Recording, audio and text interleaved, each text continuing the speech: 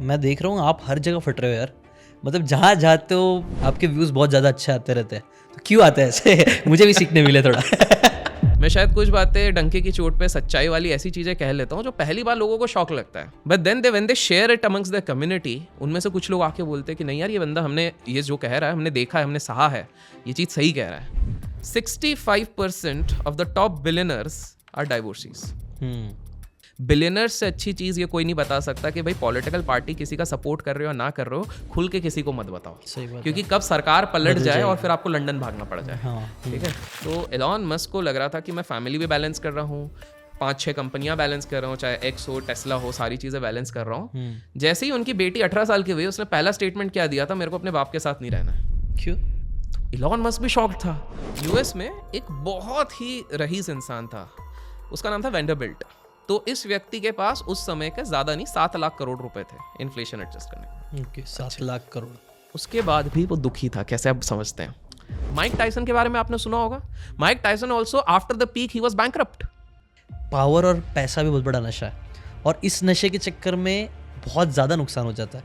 जैसे Napoleon Hill है, उसको लैंड का नशा था, एक्वायर करना था, ये और उस चक्कर में लाखों लोगों की जान गई। करेक्ट। याद रखो ज़ीशान भाई, आपके ऑडियंस के लिए भी है कि आज तक दुनिया में कोई भी बंदा शेयर मार्केट से मिलियनर या बिलियनर टिप लेके नहीं बना है। हमारे देश में हमारा एक पैराडॉक्स है, किसी भी इंसान को पहले वो अंडरडॉग होगा, उसको मसीहा बनाएंगे, मसीहा से उसको भगवान बनाएंगे, और हमारे देश का सबसे बड़ा दुर्भाग्य है जिसको भगवान बनाते हैं उसी को 9 दिन बाद विसर्जित कर देते हैं। Money is a shit, but we can not deny कि आज के ज़माने में वो शिट की ज़रूरत सबको है, ज़रूरी है। We can't live without that shit. We cannot live without that shit. हाँ। तो दिस इज द रियलिटी। कुछ लोग बोलते हैं ये फ्रॉड है लॉ ऑफ अट्रैक्शन, कुछ लोग बोलते हैं बहुत सही है लॉ ऑफ अट्रैक्शन।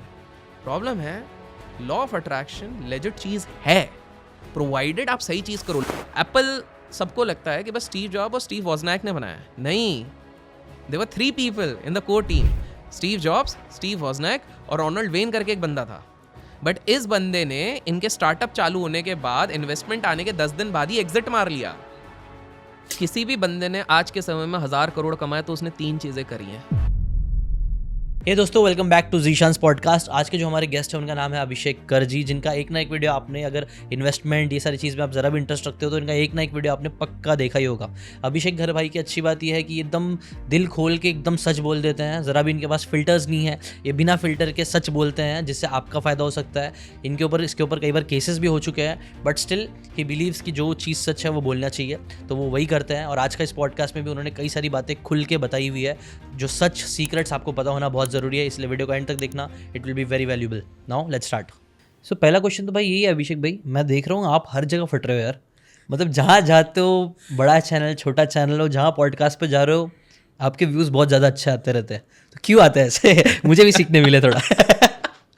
यार देखो, ऑनेस्टली तो मुझे भी नहीं पता ऐसा क्यों हो रहा है, लोगों का प्यार है, प्रेम है। बट मुझे क्या लगता है कि इसको भी मैं किस्से से बताता हूँ तो फिर आप समझ पाओगे क्या हुआ था। तो ना एक 1600s में एक डॉक्टर एर्गिस नाम के एक डॉक्टर थे, ठीक है। तो उस समय पे ब्लैक फीवर बहुत ज़्यादा चल रहा था, एक बीमारी चल रही थी, काफ़ी लोग मर रहे थे उसके कारण। तो इन्होंने ना पब्लिकली आके सबको कहा, सारे डॉक्टर्स को कहा, ये कहा कि मैं भैया इसका सल्यूशन दे दूंगा। तो लोग हंसने लग गए, बोले बताओ क्या सल्यूशन है। तो उसने एक सल्यूशन दिया। उसके जीवन काल में 40 साल तक उसको सब हंसते रहे, इनफैक्ट उसको असाइलम में डाल दिया, पागल खाने में डाल दिया, लास्ट में वो बंदा मर भी गया, ठीक है। उसके 100 साल बाद कोई एक अचानक से दूसरा डॉक्टर उठा, उसने सेम सोल्यूशन को फाइनली एक्सेप्ट करा। बोले देखते हैं भैया, वो डॉक्टर एर्गिस करके कोई एक ज़माने में था, उसको इस्तेमाल करके देखते क्या होता है।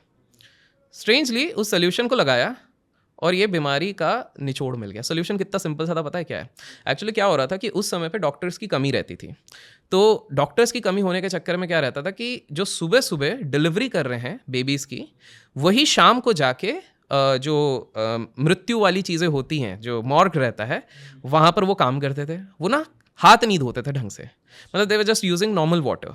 तो उसके चक्कर में क्या होता था, इन्फेक्शन उनके हाथ में रहता था। तो नेक्स्ट डे जब वो विमेन की डिलीवरी करने जाते थे तो बच्चा होने से पहले बच्चा भी मर जाता था और विमेन भी मर जाती थी।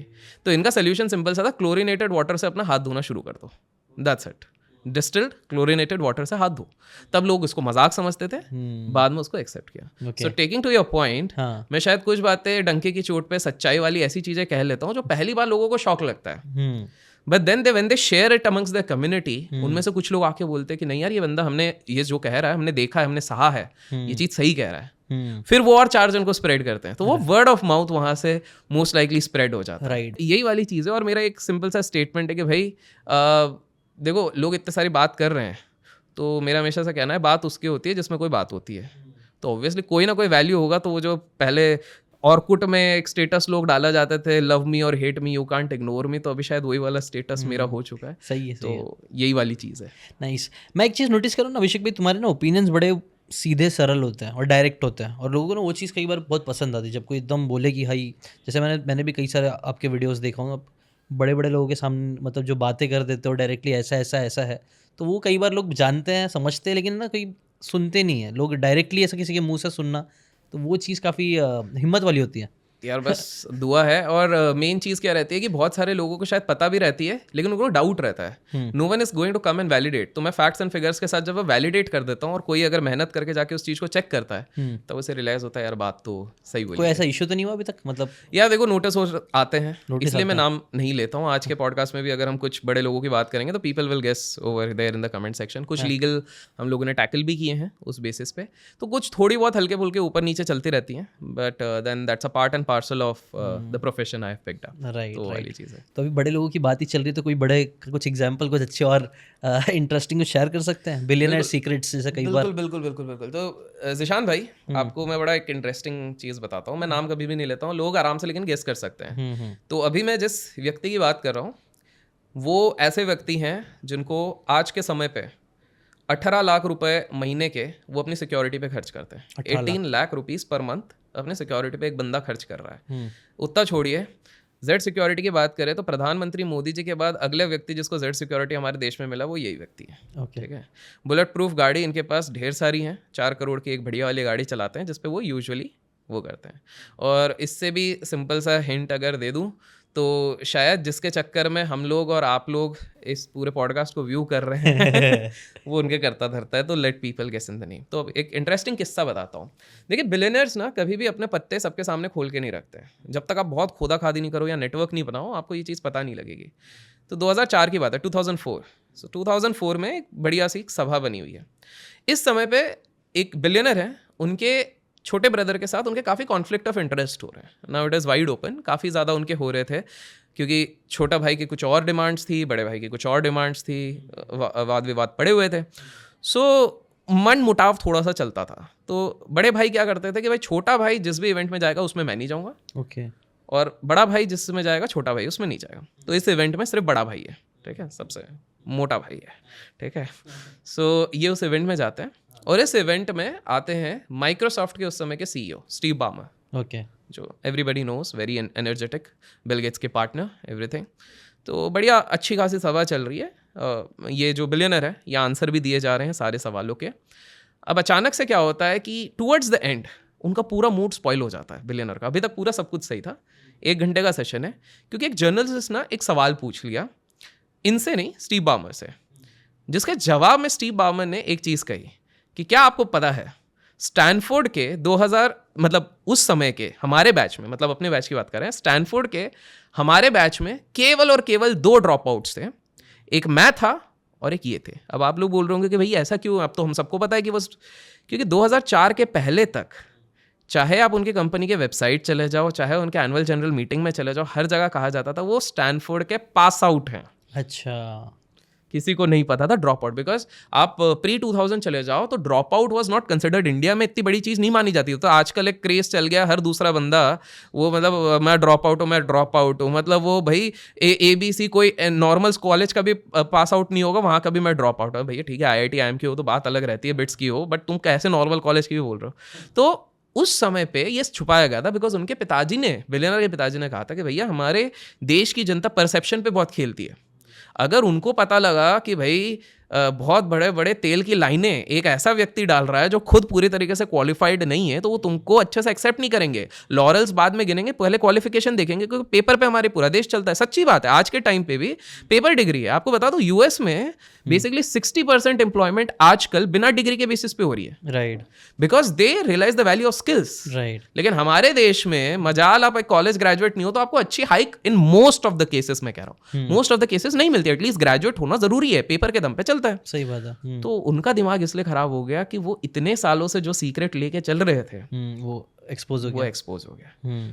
और फिर उन्होंने बड़ा सा पीआर गेम जो जिसमें वो एक्सपर्ट हैं, पीआर उन्होंने समय समय पे खेला हुआ है। जब उनके भाई के साथ भी उनका फाइट हो रहा था, फॉर एग्जांपल जस्ट बिकॉज बात छिड़ी हुई है, तो दो भाई, कौन भाई हैं लोग कमेंट्स में गेस करें, तो बड़े बड़े उद्योगपति, उस समय पे ऐसा हो गया था कि 6 महीने तक लगातार छोटे भाई के ऊपर नेगेटिव न्यूज़पेपर में आ रही है। छोटे भाई को फिर पता लगा ये कौन प्लांट कर रहा है। अच्छा, ऐसा था। ये बड़े भाई थे। अच्छा, बड़े भाई थे। कंपटीशन यार, भाई भाई को नहीं छोड़ता, खून खून को नहीं छोड़ता है। आपको जैसे एक किस्सा बताता हूँ कि, और ये इनके पूरी फैमिली कल्चर में चल रहा है, नेगेटिव पीआर। हाँ, नेगेटिव पीआर वाला। कैसे मैं बताता हूँ, negative PR and negative activities also. तो क्या हो गया था कि आपको समझना चाहिए कि छोटे भाई के लेके इनके घर पे मनमुटाव कब से बना था, इनका तब से बना था। 2 चीज़ें हुई थी। तो छोटा भाई ना, एक पार्टी है Samajwadi Party and some parties हैं, तो उनके साथ वोकल होके वो अपना एफिलिएशन दिखाते थे कि मैं इनके साथ हूँ, मैं इनके साथ उठता बैठता हूँ। जबकि इनके पिताजी का और बड़े भाई का हमेशा से कहना था, भाई आप कोई भी पॉलिटिकल साइड लो, कभी भी मत बताओ, बिकॉज हमारे देश में बिलियनर्स से अच्छी चीज़ ये कोई नहीं बता सकता कि भाई पॉलिटिकल पार्टी किसी का सपोर्ट कर रहे हो ना कर रहे हो, खुल के किसी को मत बताओ। सही बात, क्योंकि कब सरकार पलट जाए और फिर आपको लंदन भागना पड़ जाए।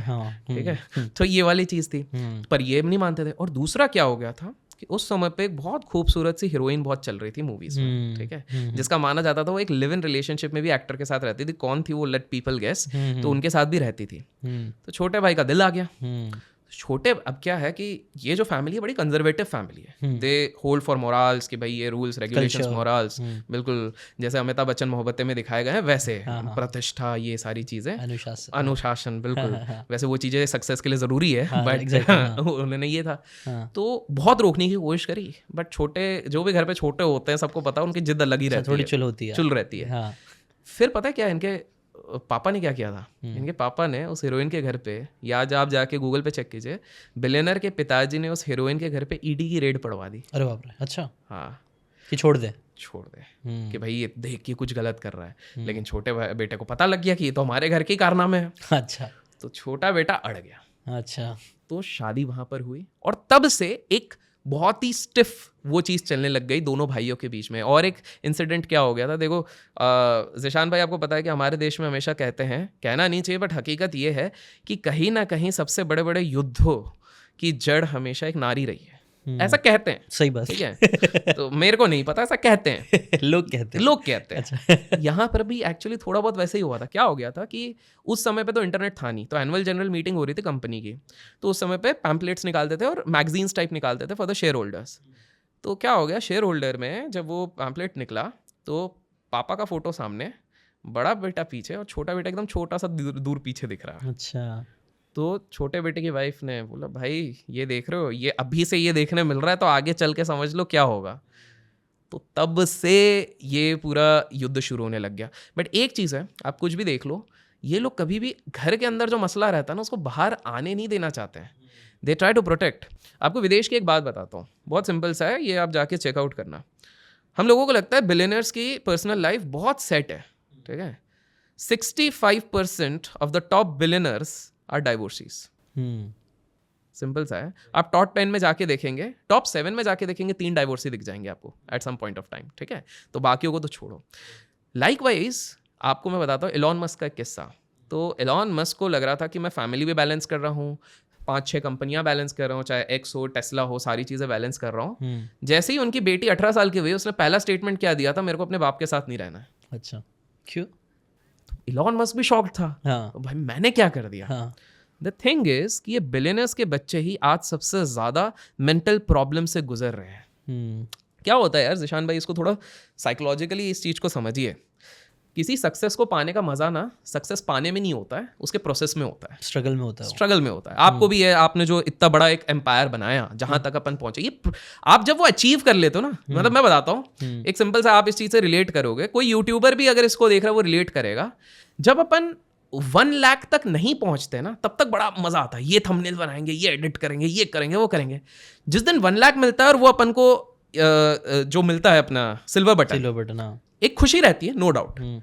आप उसको कंपेयर करो जब आपको गोल्डन बटन मिलता है, रहती है लेकिन उतनी नहीं रहती। Exactly. And bye the time you reach a diamond button, तब तक it's a very normal kind of thing. पर वो प्रोसेस जो जाता है, अरे हमारा चैनल 3 महीने ग्रोथ नहीं करा, फिर हमने ये करा वो करा। द रियलिटी इज जब वो चीज रियलाइज हो जाती है तब आपको उतनी हैप्पीनेस नहीं मिलती है। एंड सेम चीज बिलियनर्स के साथ, बच्चों के साथ होती है। उनको बैठा बैठा सब कुछ मिल गया है। राइट। आप जस्ट इमेजिन करो ज़ीशान भाई कि अगर आप इमेजिन कि आप तो हो गए, आप बिलियनर बन गए हो अगले 10 साल में, ठीक है। अब क्या हो जाता है, आपके ऊपर ना काफ़ी सारे बंदिशें आ जाती है। बंदिशें इन द सेंस, अगर आपका बच्चा, बेटा या बेटी भी होगी ना, तो कहीं ना कहीं जब वो शादी करेंगे तो अब आपका उस पर भी एक टेक पड़ेगा। आप अभी बोलने के लिए हम बोल सकते हैं लव मैरिज कर, जिससे करना ये कर, बट उस समय पे बिजनेस डायनामिक्स आ जाएंगे, काफ़ी सारी चीज़ें होंगी। देयर इज अ रीज़न क्यों एक डायमंड मर्चेंट की बेटी ही सबसे रईस वाले के साथ शादी होती है, कोई नॉर्मल इंसान की नहीं होती है। मूवीज़ में आपने देखा होगा गरीब के साथ होती है, लेकिन एक्चुअल रियलिटी में नहीं होती है, because a lot of dynamics actually play a role. अब जस्ट इमेजिन करो, आपका बच्चा कॉलेज में किसी को डेट कर रहा है, लेकिन उसको बचपन से ही बताया गया है, बेटा तू जिसको भी डेट कर रहा है, जो कर रहा है कर ले, एट द एंड तेरे को हमारी मर्जी से शादी करनी है, क्योंकि तेरे बचपन से हमने डिसाइड कर लिया है कि वो फार्मा कंपनी के जो मालिक है ना, उनके बेटे के या बेटी के साथ तेरी शादी है। आप उसके इमोशनल क्वोशंट को तो किल ही कर रहे हो। उसको स्क्रीन के सामने ऑब्वियसली मुस्कुराना है, लेकिन पीठ पीछे क्या हो रहा है, देयर इज अ रीजन। आप देखोगे क्यों अचानक से हम सुनते हैं किसी बिलियनर के बच्चे ने सुसाइड कर लिया, किसी मिलियनर के बच्चे ने जाके वो मेंटली फ्रस्ट्रेट हो गया, ड्रग्स में चले गए, ये सारी चीजें क्यों हो रही है? The reality is there is a dark aspect to all this things. Grass always looks greener on the other side. हमको हमेशा लगेगा कि यार 1000 करोड़। एक ना एक रिसर्च करी गई थी, उस रिसर्च के हिसाब से बताया गया था $75,000 तक, $75,000 पर मंथ तक अगर आप उतना कमाते हो, विच इज वेरी बिग, तब तक आप एक हैप्पीनेस क्वोशंट बढ़ता है। उसके बाद ये ना डिप होने लग जाता है, लॉ ऑफ डिमिनिशिंग रिटर्न्स। तो सेम चीज है। तो मतलब आपको ये चीज समझनी पड़ेगी कि एट द एंड जो इकिगाई में भी लिखा गया है, बिकॉज आप बुक्स को काफी प्रमोट करते हैं, तो let me talk about Ikigai. Ikigai में भी लिखा है, जब तक आपकी लाइफ का एक पर्पस नहीं होगा, पर्पस ड्रिवन आप चीजें नहीं करोगे ना, तब तक आप कोर हैप्पीनेस को चेज नहीं कर पाओगे, एक्सेप्ट ही नहीं कर पाओगे। राइट। तभी ये चीज हो जाती है। ज़ीशान भाई, आप देखोगे एक व्यक्ति होगा जो महीने का शायद 5 लाख कमाता है, वो तो भी दुखी होगा, और वहीं पर एक बंदा 70,000 रुपए कमा के भी खुश रह सकता है। खुश रह सकता है। बट डिपेंड करता है, वही आपने जो बोला ना, एक पैशन ड्रिवन होना चाहिए। पैशन। और यूजुअली ना, हम कल भी पॉडकास्ट कर रहे थे, वो एक पेरेंटिंग कोच करते हैं भाई, परीक्षित जी नाम है उनका। उन्होंने भी ये सेम चीज़ बोली, जबकि वो पेरेंटिंग कोच है, वो पिछले 20 साल से ये चीज़ कर रहा है। तो वो वही बता रहे थे कि बच्चे कई बार, आपने बोला ना, ऐसे होता है उनको, क्योंकि उनको कई बार उनका पैशन नहीं मिल पाता, सब चीज़ लोग परोस के मिल जाता है, तो उनके पास वो स्ट्रगल नहीं है। वो स्ट्रगल नहीं तो वो मज़ा नहीं है उनको, तो वो लोग भटकते रहते हैं। कभी वो लोग ड्रग्स में जाएंगे, कभी आड़ी टेढ़ी हरकतें करेंगे, क्योंकि उनको वो खुशी नहीं मिल पाती है। एग्जैक्टली। और तभी तो कहते हैं कि किसी भी बिलियनर के 4th जनरेशन तक आते आते कोई ना कोई बीच में ऐसा बंदा आता है जो उस पूरे वेल्थ को तोड़ देता है। And this is the reality, हम पास से देख रहे हैं। एक बहुत अच्छा किस्सा मेरे को आया, इफ यू अलाउ मैं एक बताता हूँ। यूएस की एक बात है, यूएस में एक बहुत ही रईस इंसान था, उसका नाम था वेंडरबिल्ट। वेंडरबिल्ट वो बंदा था, लोगों के लिए बता दूं, जिसने पूरा रेलवे का एम्पायर बनाया था। पहले वो शिप्स में आए थे, जब पहले 1400-1500s में शिप्स का एक थोड़ा कल्चर चलता था। फिर रेलवेज आ गया, बिकॉज ब्रिटिशर्स ने बोला कि अब रेलवे ट्रैक्स की जरूरत पड़ेगी, बिकॉज सारा कम्यूट वहीं से होगा, तो वो रेलवे ट्रैक्स बनाते थे। आप समझो, वो आज का इन्फ्लेशन एडजस्ट कर दो तो इस व्यक्ति के पास उस समय के ज्यादा नहीं 7 लाख करोड़ रुपए थे, इन्फ्लेशन एडजस्ट करने में। Okay, 7 lakh crore inflation adjusted, ठीक है। उस बंदे ने अपना एक घर बनाया, 7 लाख करोड़ के एक व्यक्ति ने अपना एक घर बनाया, विच वॉज 1,64,000 स्क्वायर फीट। अच्छा, 1,00,000 1,64,000 स्क्वायर फीट। देश ही बना लिया पूरा, देश बना लिया एक तरीके से, आप समझ लो। करेक्ट। हाँ। उसके बाद भी वो दुखी था, कैसे आप समझते हैं? उसने बनाया क्यों? देखिए, पहले इस चीज को समझिए कि ये भी क्यों होता है, क्यों अचानक से लार्जर देन लाइफ वेल्थ के तरफ इस तरह डेमोन्स्ट्रेट करते हैं। क्योंकि जो भी व्यक्ति बचपन से सप्रेस्ड रहता है, उसके अंदर एक साइकोलॉजिकल इच्छा होती है कि मैं दिखाना चाहता हूँ, मैं दुनिया को बताना चाहता हूँ, और वो बताने की चीज़ में वो लाइन ड्रॉ करना भूल जाता है। तो वेंडरबिल्ट के साथ वो इन्हें इतना बड़ा बना लिया, और वो उसमें हार्डली कभी रुके। क्यों? क्योंकि भाई उनका जो लंच का हॉल था, वो पूरा मॉल जितना बड़ा था। घर में रहने वाले 4 लोग, क्या ही इतना बड़ा खाएंगे, नौकर ज्यादा हैं, लोग कम हैं। तो कहीं ना कहीं वो फ्रस्ट्रेट होने लग गए। Towards the end of his life उनको मैक्सिमम एसेट्स बेचने पड़े, बिकॉज उन पे कर्जा इतना चढ़ गया ये सब बनाने और अपने सपने पूरे करने के चक्कर में, कि जो उन्होंने नाम कमाया, जो वेल्थ कमाई, वो सारी बेचनी पड़ गई। एंड दिस ट्रैप, इस ट्रैप में ही काफी सारे लोग फंस जाते हैं। कंपैरेटिव बिहेवियर, वेल्दी लोगों को देख के अरे मेरे को भी ये करना है, मेरे को भी ये करना है, उस चक्कर में वो सारे फंस जाते हैं। आपको एक पायरेट्स ऑफ कैरिबियन आपने मूवी सुनी होगी, जॉनी डेप के साथ क्या हुआ था, उनका कोर्ट केस अगर छोड़ दो, राइट राइट, वो 7 करोड़ के महीने की दारू पी जाते थे। हाँ 7 करोड़ के अगर इंसान महीने की दारू पी रहा है, 8 करोड़ के वो अपने घर और मेंटेनेंस काफी मेड्स थी, बहुत सारा खर्चा था वो, हाँ। लड़कियों के साथ घूमने फिरने में उनके महीने के 2 करोड़ रुपए जा रहे हैं। तो भैया आप जितना भी कमा लो, वो हाईएस्ट पेड एक्टर थे भैया। He used to earn like 200-300 crores. 200-300 crore वाला भी। माइक टायसन के बारे में आपने सुना होगा। Mike Tyson also after the peak he was bankrupt.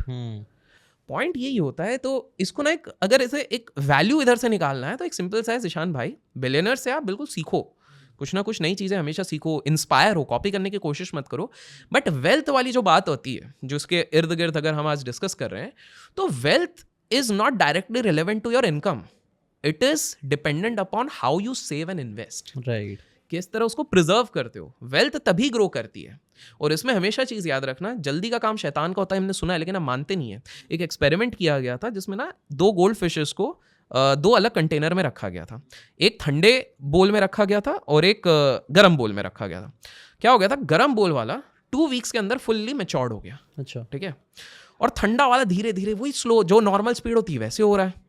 तो टेक्निकली हमको क्या लगा कि ये बड़ा वाला बड़ा खुश होगा, बहुत आगे जाएगा जीवन में, जल्दी बहुत ग्रो कर रहा है, जल्दी ज्यादा ग्रो कर रहा है, ये दिख कर रहा है, है। ठीक है। उसके बाद 2 वीक्स बाद दोनों को नॉर्मल वाटर में रख दिया गया।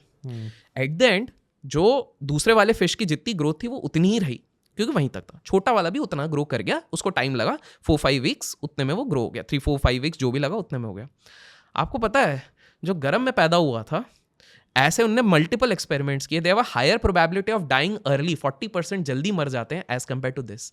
This also happens with business and wealth also. Right, जल्दी जल्दी जल्दी जल्दी जल्दी जल्दी जो वेल्थ कमाने की कोशिश करता है, वो जितने जल्दी ऊपर जाता है उतने जल्दी नीचे भी आता है। राइट, जो सस्टेनेबल ग्रोथ एडेप्टेशन के साथ करते हैं वही आगे जाते हैं। हमारे देश की जो सबसे बड़ी, हम उद्योगपति की बात करते हो, अगर उनकी फैमिली हिस्ट्री देखिए, समय समय पर उन्होंने अपने आप को चेंज किया। उन्होंने पहले देखा स्पाइसेस, तो धीरे धीरे स्पाइसेस पे ग्रो किए। फिर उन्होंने देखा टेक्सटाइल, चलो टेक्सटाइल पे अपन ग्रो करते हैं। फिर पेट्रोकेमिकल पे ग्रो करते हैं। फिर रिटेल, चलो रिटेल में आ जाते हैं। फिर उसके बाद डेटा पे आ जाता है। अब नॉन रिन्यूएबल रिसोर्सेज खत्म हो जाएंगे तो रिन्यूएबल पे जाना है, तो रिन्यूएबल पे काम चल रहा है। राइट, तो वो आप देखो कितना धीरे धीरे एक एक चीज को लेके कर रहे हैं। वहीं पर उनके कोई दूसरे विरोधी हैं जो कुछ ज्यादा स्पीड में कर रहे हैं, जो कहा जा रहा है कि हो सकता है 5 साल में इलॉन मस्क को पीछे छोड़ दें। लोग गेस कर सकते हैं नाम, क्योंकि इलॉन मस्क क्या है कि अगर उनके कंपाउंडिंग रिटर्न देखते हैं तो इलॉन मस्क का जो वेल्थ ग्रो कर रहा है वो करीब 101-102% के हिसाब से कंपाउंड कर रहा है। ये 118% के हिसाब से कंपाउंड कर रहे हैं। अच्छा, जिन भी व्यक्ति की मैं बात कर रहा हूँ, तो बीच में किस्से भी चले थे, कुछ तो रिपोर्ट आती रहती है, कुछ चीज़ें होती रहती हैं।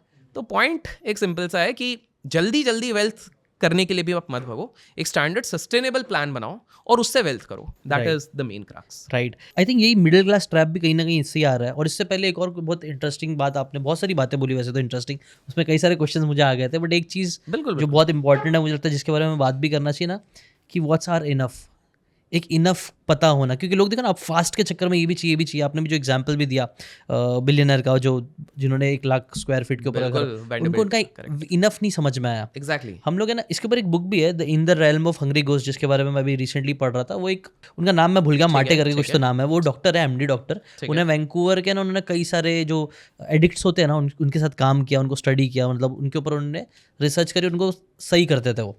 तो 20 साल एडिक्ट्स पे काम करने के बाद उन्होंने यही चीज़, एक इंटरेस्टिंग बात बोली कि एडिक्ट्स, कई बार हमें लगता है कि एडिक्ट्स वही होते हैं जो हेरोइन कर रहे हैं, नशा कर रहे हैं, वही एडिक्ट्स है। ऐसा नहीं है। उन्होंने बोला कि पावर और पैसा भी बहुत बड़ा नशा है, और इस नशे के चक्कर में बहुत ज़्यादा नुकसान हो जाता है। जैसे नेपोलियन हिल है, उसको लैंड का नशा था, एक्वायर करना था, ये, और उस चक्कर में लाखों लोगों की जान गई। करेक्ट। एक एडिक्ट तो सिर्फ अपनी जान ले रहा है, काइंड ऑफ, थोड़े बहुत लोगों को परेशान कर रहा है, बट जो इसको पैसे और पावर का नशा आ जाता है ना, वो लाखों लोगों की जिंदगी बर्बाद कर सकता है या खत्म कर सकता है। तो ये भी चीज़ होती है। ये ना पूरे हिस्टोरिकल से चल रहा है। जैसे मैं आपको बताता हूँ, एक बड़ा इंटरेस्टिंग, बिकॉज आपने बताया तो मेरे को एक चीज़ याद आई है। तो आपको मैं बताता हूँ कि एक ना राजा था, ये रियल स्टोरी है, आप जाके चेक करना। तो एक राजा था from the Arabic and south African areas. तो वो ना उसका साम्राज्य बहुत अच्छा चल रहा था, सब अच्छे से प्रॉस्पर कर रहे थे, सॉल्ट है, खाना है, प्रॉस्पेरिटी है, तो बढ़िया। साउथ अफ्रीका था तो थोड़ा गोल्ड वोल्ड भी था, सब बढ़िया चल रहा था। लेकिन उसको हमेशा से ना एक चुल थी, क्या कि यार समुद्र के उस पार क्या है, समुद्र के उस पार क्या है। This is way before Vasco da Gama और ये सारे लोगों के पीछे बहुत पहले से है, बिफोर एक्सप्लोर नहीं हुई थी, मतलब एक्सप्लोर नहीं दुनिया, हुआ था, हाँ। तब से पहले के है। तो बड़े चुल थी, तो इन्होंने पहले एक बोट भेजी 300 लोगों के साथ, आर्मी मैन के साथ, जाओ देखो दुनिया के उस पार क्या है और आके मेरे को बताओ, हम उधर चलेंगे। तो वो 1 महीना हो गया, 2 महीने हो गया, 3 महीने हो गया, लौटे नहीं। टेक्निकली आ जाना चाहिए था, डेडलाइन दी थी कुछ 20 दिन, उस हिसाब से आप आ जाओ। 3 महीने हो गए, तो उनको लगा पता नहीं, उनको 2 पॉसिबिलिटी लगी, या तो इनको ऐसी कोई जगह मिल गई कि ये वापस आना नहीं चाहते, या तो ये निकल गए। तो इनका ना एक वो था, सर्वेंट कम असिस्टेंट था, मनसा मूसा करके था, ठीक है। तो ये मनसा मूसा को बोलते हैं कि देख मैं तेरे को गद्दी संभाल के जा रहा हूँ, मैं 30 दिन में आ जाऊँगा, ठीक है। अब मैं बोट लेके जा रहा हूँ क्योंकि मेरे को लग रहा है इनने सोना पा लिया है। अच्छा। मनसा मूसा बोला भाई आपके पास इतना सोना आ गया, इतना एम्पायर हो गया, क्या कर रहे हो? बोले मालिक के सामने कुछ नहीं बोलना। अच्छा ठीक है भाई मालिक, आप जो भी बोलो। वो बंदा निकल गया बोट लेके। अच्छा। 1 महीना गया, 2 महीने गया, 6 महीने गया, नहीं आ रहे। मोस्ट लाइकली स्टॉर्म आया होगा, बोट की कैपेसिटी रही नहीं होगी, या फिर they would have run out of fuel and food, खत्म हो गए। मनसा मूसा बोला कि कोई नहीं, मैं इस चीज़ को आगे बढ़ाता हूँ। मनसा मूसा क्या किया, मनसा मूसा बोले मेरे को ज़्यादा ग्रीड करने की ज़रूरत नहीं है, इधर उधर एक्सप्लोर करने की ज़रूरत नहीं है, मैं 2 चीज़ें करता हूँ। उसने बोला कि भाई एक तो टैक्स सिस्टम चालू कर देता हूँ अपने देश में, जितना एग्रीकल्चरल हो रहा है मेरे को टैक्स दो, जो गोल्ड निकालेगा उस पर मेरे को टैक्स दो, आस पड़ोस के देश जिनको हमने पहले से एक्वायर किया हुआ था उनसे भी मैं टैक्स लेने लग जाता हूँ, और दूसरा जहाँ जहाँ सॉल्ट मिल रहा है वो मैं अपने जगह पे ले आऊँगा और उसको मैं एक्सपोर्ट करूँगा, दैट्स इट। जिस ट्रेडर को आना है वो इधर आए ले जाए। ओके। ऐसा कर करके उसने इतना वेल्थ बनाया कि आज के समय पे लोगों को लगता है कि इलॉन मस्क सबसे रिचेस्ट है, मुकेश अंबानी सबसे रिचेस्ट है, अडानी सबसे रिचेस्ट है। भैया मनसा मूसा का अगर इन्फ्लेशन एडजस्ट करके आप वेल्थ निकाल दो, अकेला बंदा $6 ट्रिलियन के ऊपर निकल जाता है। राइट। उनका एक बताता हूँ, हज की यात्रा में निकले थे। हज की यात्रा में 12,000 लोग लेके निकले थे वो अपने साथ। अच्छा। ठीक है। 12,000 लोगों में से 5,000 लोग केवल सोने के वो केसेस पकड़ रहे थे, सोना जिसमें था। अच्छा। रास्ते में जितने गाँव है सोने बिखेर बिखेर के जा रहे हैं। राइट, ये बहुत फेमस स्टोरी है। बिल्कुल। हाँ। इनकी बेगम को बीच में प्यास लग गई, तो एक जगह पे रोक के रेगिस्तान में उन्होंने पूरा खुदवा दिया कि भैया तुम्हारे लिए ओएसिस टाइप का वो पूरा सिस्टम बना दिया उधर, लो आप पियो। इतना ज्यादा पैसा था, फैल था। But he played smartly. उन्होंने क्या बोला कि जो आसपास है उतने में मैं अपना स्ट्रेटेजीज करके सब अपने तरफ से बढ़ा लूंगा। मतलब लालच, इतनी भी लालच ना हो कि वो आपकी जान ले ले। बट एक ग्रोथ होना चाहिए, आप ग्रो करोगे तो आप दुनिया के सबसे रिचेस्ट इंसान बन सकते हो। Absolutely, and this is what he did. उससे वो बिल्कुल अपना ग्रोथ के साथ वो रिचेस्ट बन गए। राइट। और वो एक था उनको पता होगा, जो आपने स्टोरी बताई उस हिसाब से मुझे ऐसा लग रहा है मे बी कि टाइम लगेगा बट करेंगे। It took him time. It took him a few years. हाँ। But then वो अपना वो राजा को क्या था उसके कि भाई मैं जाऊंगा तो 3 महीने के अंदर मैं पूरा राजा, पूरे दुनिया का राजा बन जाऊंगा। ये बंदा था ना भाई, अपन आराम से हौले हौले जाएंगे, मेहनत करेंगे और उस हिसाब से अपन क्या करेंगे। That is precisely what he did. Right. And वो वहां पे सक्सेसफुल भी हुए हैं। राइट। एक और बड़ा इंटरेस्टिंग ये था, मतलब इनफ की बात हुई ना, तो मैं एक बताता हूँ इसको, दूसरा एंगल देने की अगर मैं कोशिश करूँ तो ज़ीशान भाई ना, प्रॉब्लम क्या है आज के सोसाइटी पे, हम लोग ना दूसरे को देख के हमारे मापदंड सेट कर रहे हैं सक्सेस के। सक्सेस एक रिलेटिव टर्म होता है। सक्सेस हो सकता है किसी के लिए कि मैं गांव से निकल के सिर्फ पढ़ाई कर लूं, मेरे लिए वो सक्सेस है। Exactly. किसी के लिए होगा मैं शहर से निकल के इंजीनियरिंग कर लूं, वो सक्सेस है। वहीं पे किसी के लिए होगा कि मैं शहर से निकल के IIT से इंजीनियरिंग कर लूं, वो सक्सेस है। It is a relative term. Right. Problem ये हो रहा है कि सबने ये सोचा कि पैसा कमाना is success. That is the worst thing. इसका एक बहुत सिंपल सा एक क्रक्स है। सो 1900s में एक न्यूज़पेपर कंपनी थी, तो उसके ना सेल्स डाउन हो रहे थे। अब इनको था यार सेल्स कैसे बढ़ाया जाए, तो इनको ये चीज़ पता थी कि कहीं से भी अगर हम ये लेके आ जाएं, थोड़ा मसाला लेके आ जाएं, कोई इवेंट देख लें या कोई कॉन्स्पिरेसी देख लें, तो इधर से बढ़ जाएगा। तो उन्होंने एक अनाउंस किया, एक ship competition, boat competition, ship race competition, लेकिन अलग एंगल था। पूरी दुनिया की यात्रा करके पहले शिप कौन सा आता है। अच्छा। पूरी वर्ल्ड की यात्रा, ठीक है। तो इसमें ना बहुत सारे लोग पार्टिसिपेट किए, 9 प्रॉपर फाइनलिस्ट पहुंचे थे, जिनमें से कि 2 लोग आज तक कभी मिले नहीं। ठीक है। अब उसका इंटरेस्टिंग चीज़ है वो कैसे था, अब इस चीज़ को समझने की कोशिश करते हैं। तो पहला जो व्यक्ति था जो नहीं मिला, वो ना लाइफ से काफ़ी हताश निराश था, क्योंकि उसको ना उसका एक बिजनेस था जो फेल हो गया था, तो उसके गांव में हमेशा उसको फेलियर के नाम से चिढ़ाया जाता था कि अरे यार तू तो फेलियर है, तू तो फेलियर है, तू तो फेलियर है। तो उसका लाइफ का एक ही मोटिव था कि मेरे को पब्लिक से ना वैलिडेशन चाहिए, बिकॉज वो मुझे हैप्पीनेस देगा। उसने अपने हैप्पीनेस का मापदंड ये बनाया, ठीक है। और एक दूसरा बंदा था जो कि प्रोफेशनल था, प्रोफेशनल बोटिस्ट, शिप चलाता है, ये करता है, कर्तव्य करता है बहुत सारे। उस समय पे तो काफ़ी होते थे ना बोट के कर्तव्य और ये सारी चीज़ें। ओके। तो उसका वो अलग लेवल पे फ्रस्ट्रेट था। वो फ्रस्ट्रेट इसलिए था कि यार मेरी लाइफ क्या रह गई है, आज यूरोप में बोट चला रहा हूँ क्योंकि इधर मेरे को एक एग्जीबिशन करना है, फिर उसके बाद मेरे को अमेरिका जाना पड़ता है, उधर ये करना है, कर्तव्य दिखाओ। मैं तो लोगों के हाथ की कठपुतली बन गया हूँ, ना मेरी फैमिली के लिए टाइम है, ना किसी चीज़, फैमिली बिठाई नहीं थी। तो अब दोनों का रेस चालू होता है, सबका रेस चालू हो गया। तो पहला वाला बंदा जो लाइफ में फेल हो गया ना, वो कुछ अंटार्कटिका के आसपास जाके अटक गया, ठीक है। अब वो बोला यार बोट चली नहीं रही है। अब माइंड में उसको मल्टीपल ख्याल आ गए, यार मैं तो फेलियर था और खतरनाक वाला फेलियर माना जाऊंगा, मैं जीवन में क्या करूं, मैं तो खतरनाक तरीके से फंस चुका हूं। उसने अपना एक आइडिया निकाला। उसने बोला ना मैं 6 महीने तक इसी के आसपास घूमता रहता हूँ, इतना फ्यूल है ये, इधर ही आसपास घूम के और बीच बीच में सिग्नल देते रहूँगा कि हाँ मैंने ये जगह देखी, वो जगह देखी, इस तरह से मैं कुछ सिग्नल भेजता रहूँगा। 6 महीने बाद मैं जाऊँगा, मोस्ट लाइकली कुछ बोट्स तो डूब गए होंगे और इतने जल्दी तो कोई आ नहीं पाएगा, तो मैं विनर हो जाऊँगा। तो उसको जो वैलिडेशन चाहिए था वो सबसे मिल जाएगा, ठीक है। वो 6 महीने हो गए, घूम फिर के वापस जाता है। वो अपनी जगह से सिर्फ 200 किलोमीटर्स दूर है, ठीक है। अचानक से उसको थॉट आता है कि यार बॉस एक बात सोच रहा हूँ मैं कि अगर मैं जीत गया तो पूरी मीडिया का लाइमलाइट मैं ही हूँगा, ये न्यूज़पेपर नहीं सारे न्यूज़पेपर आएंगे, लोग मुझसे 100 सवाल पूछेंगे, लोग मुझसे पूछेंगे वो जगह कैसी थी, ये जगह कैसी दिखने में थी, कहीं ना कहीं तो मेरा झूठ पकड़ा जाएगा, मैं अपना रिडम्पशन करने जा रहा हूँ, मेरे को तो फ्रॉड घोषित कर दिया जाएगा। यार ये तो बहुत ही बेकार चीज़ है, मतलब मैं क्या करूँ, मैं क्या करूँ, मैं क्या करूँ, मैं क्या करूँ। आप सोचो विडम्बना क्या हो गई है। तो पहला बंदा जो वैलिडेशन के लिए जा रहा था वो यहाँ पर अलग लेवल पे फ्रस्ट्रेट हो रहा है। हाँ। और उसने मोस्ट लाइकली खुदकुशी करके जान दे दी क्योंकि उसकी बोट नहीं मिली। ये तो पहला केस हो गया।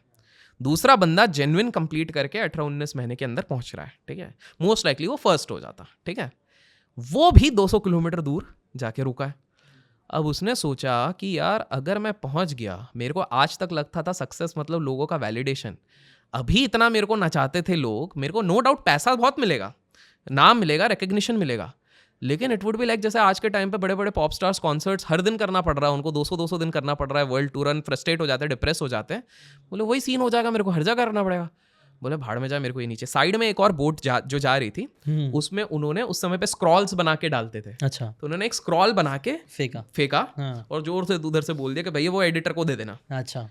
उसमें ये चीज़ लिखी हुई थी कि भाई मैं अब इधर नहीं आ रहा हूँ, मैं पास के एक आइलैंड में जा रहा हूँ, मैं अपना उस आइलैंड में अगर कोई मिल गए जो भी संस्था में उधर जाके अपना प्रॉपर। फास्ट फॉरवर्ड वो व्यक्ति जो था वो उस आइलैंड में गया, शादी भी करी, बच्चे भी उधर किए, छोटी सोसाइटी में भी रुका, खुशी खुशी वहाँ पर उसकी मृत्यु हुई। अच्छा। तो now you see success is a very relative term. हम लोगों को मीडिया ने ये ब्रेन वॉश करके रखा है कि अपार पैसा is equal to success.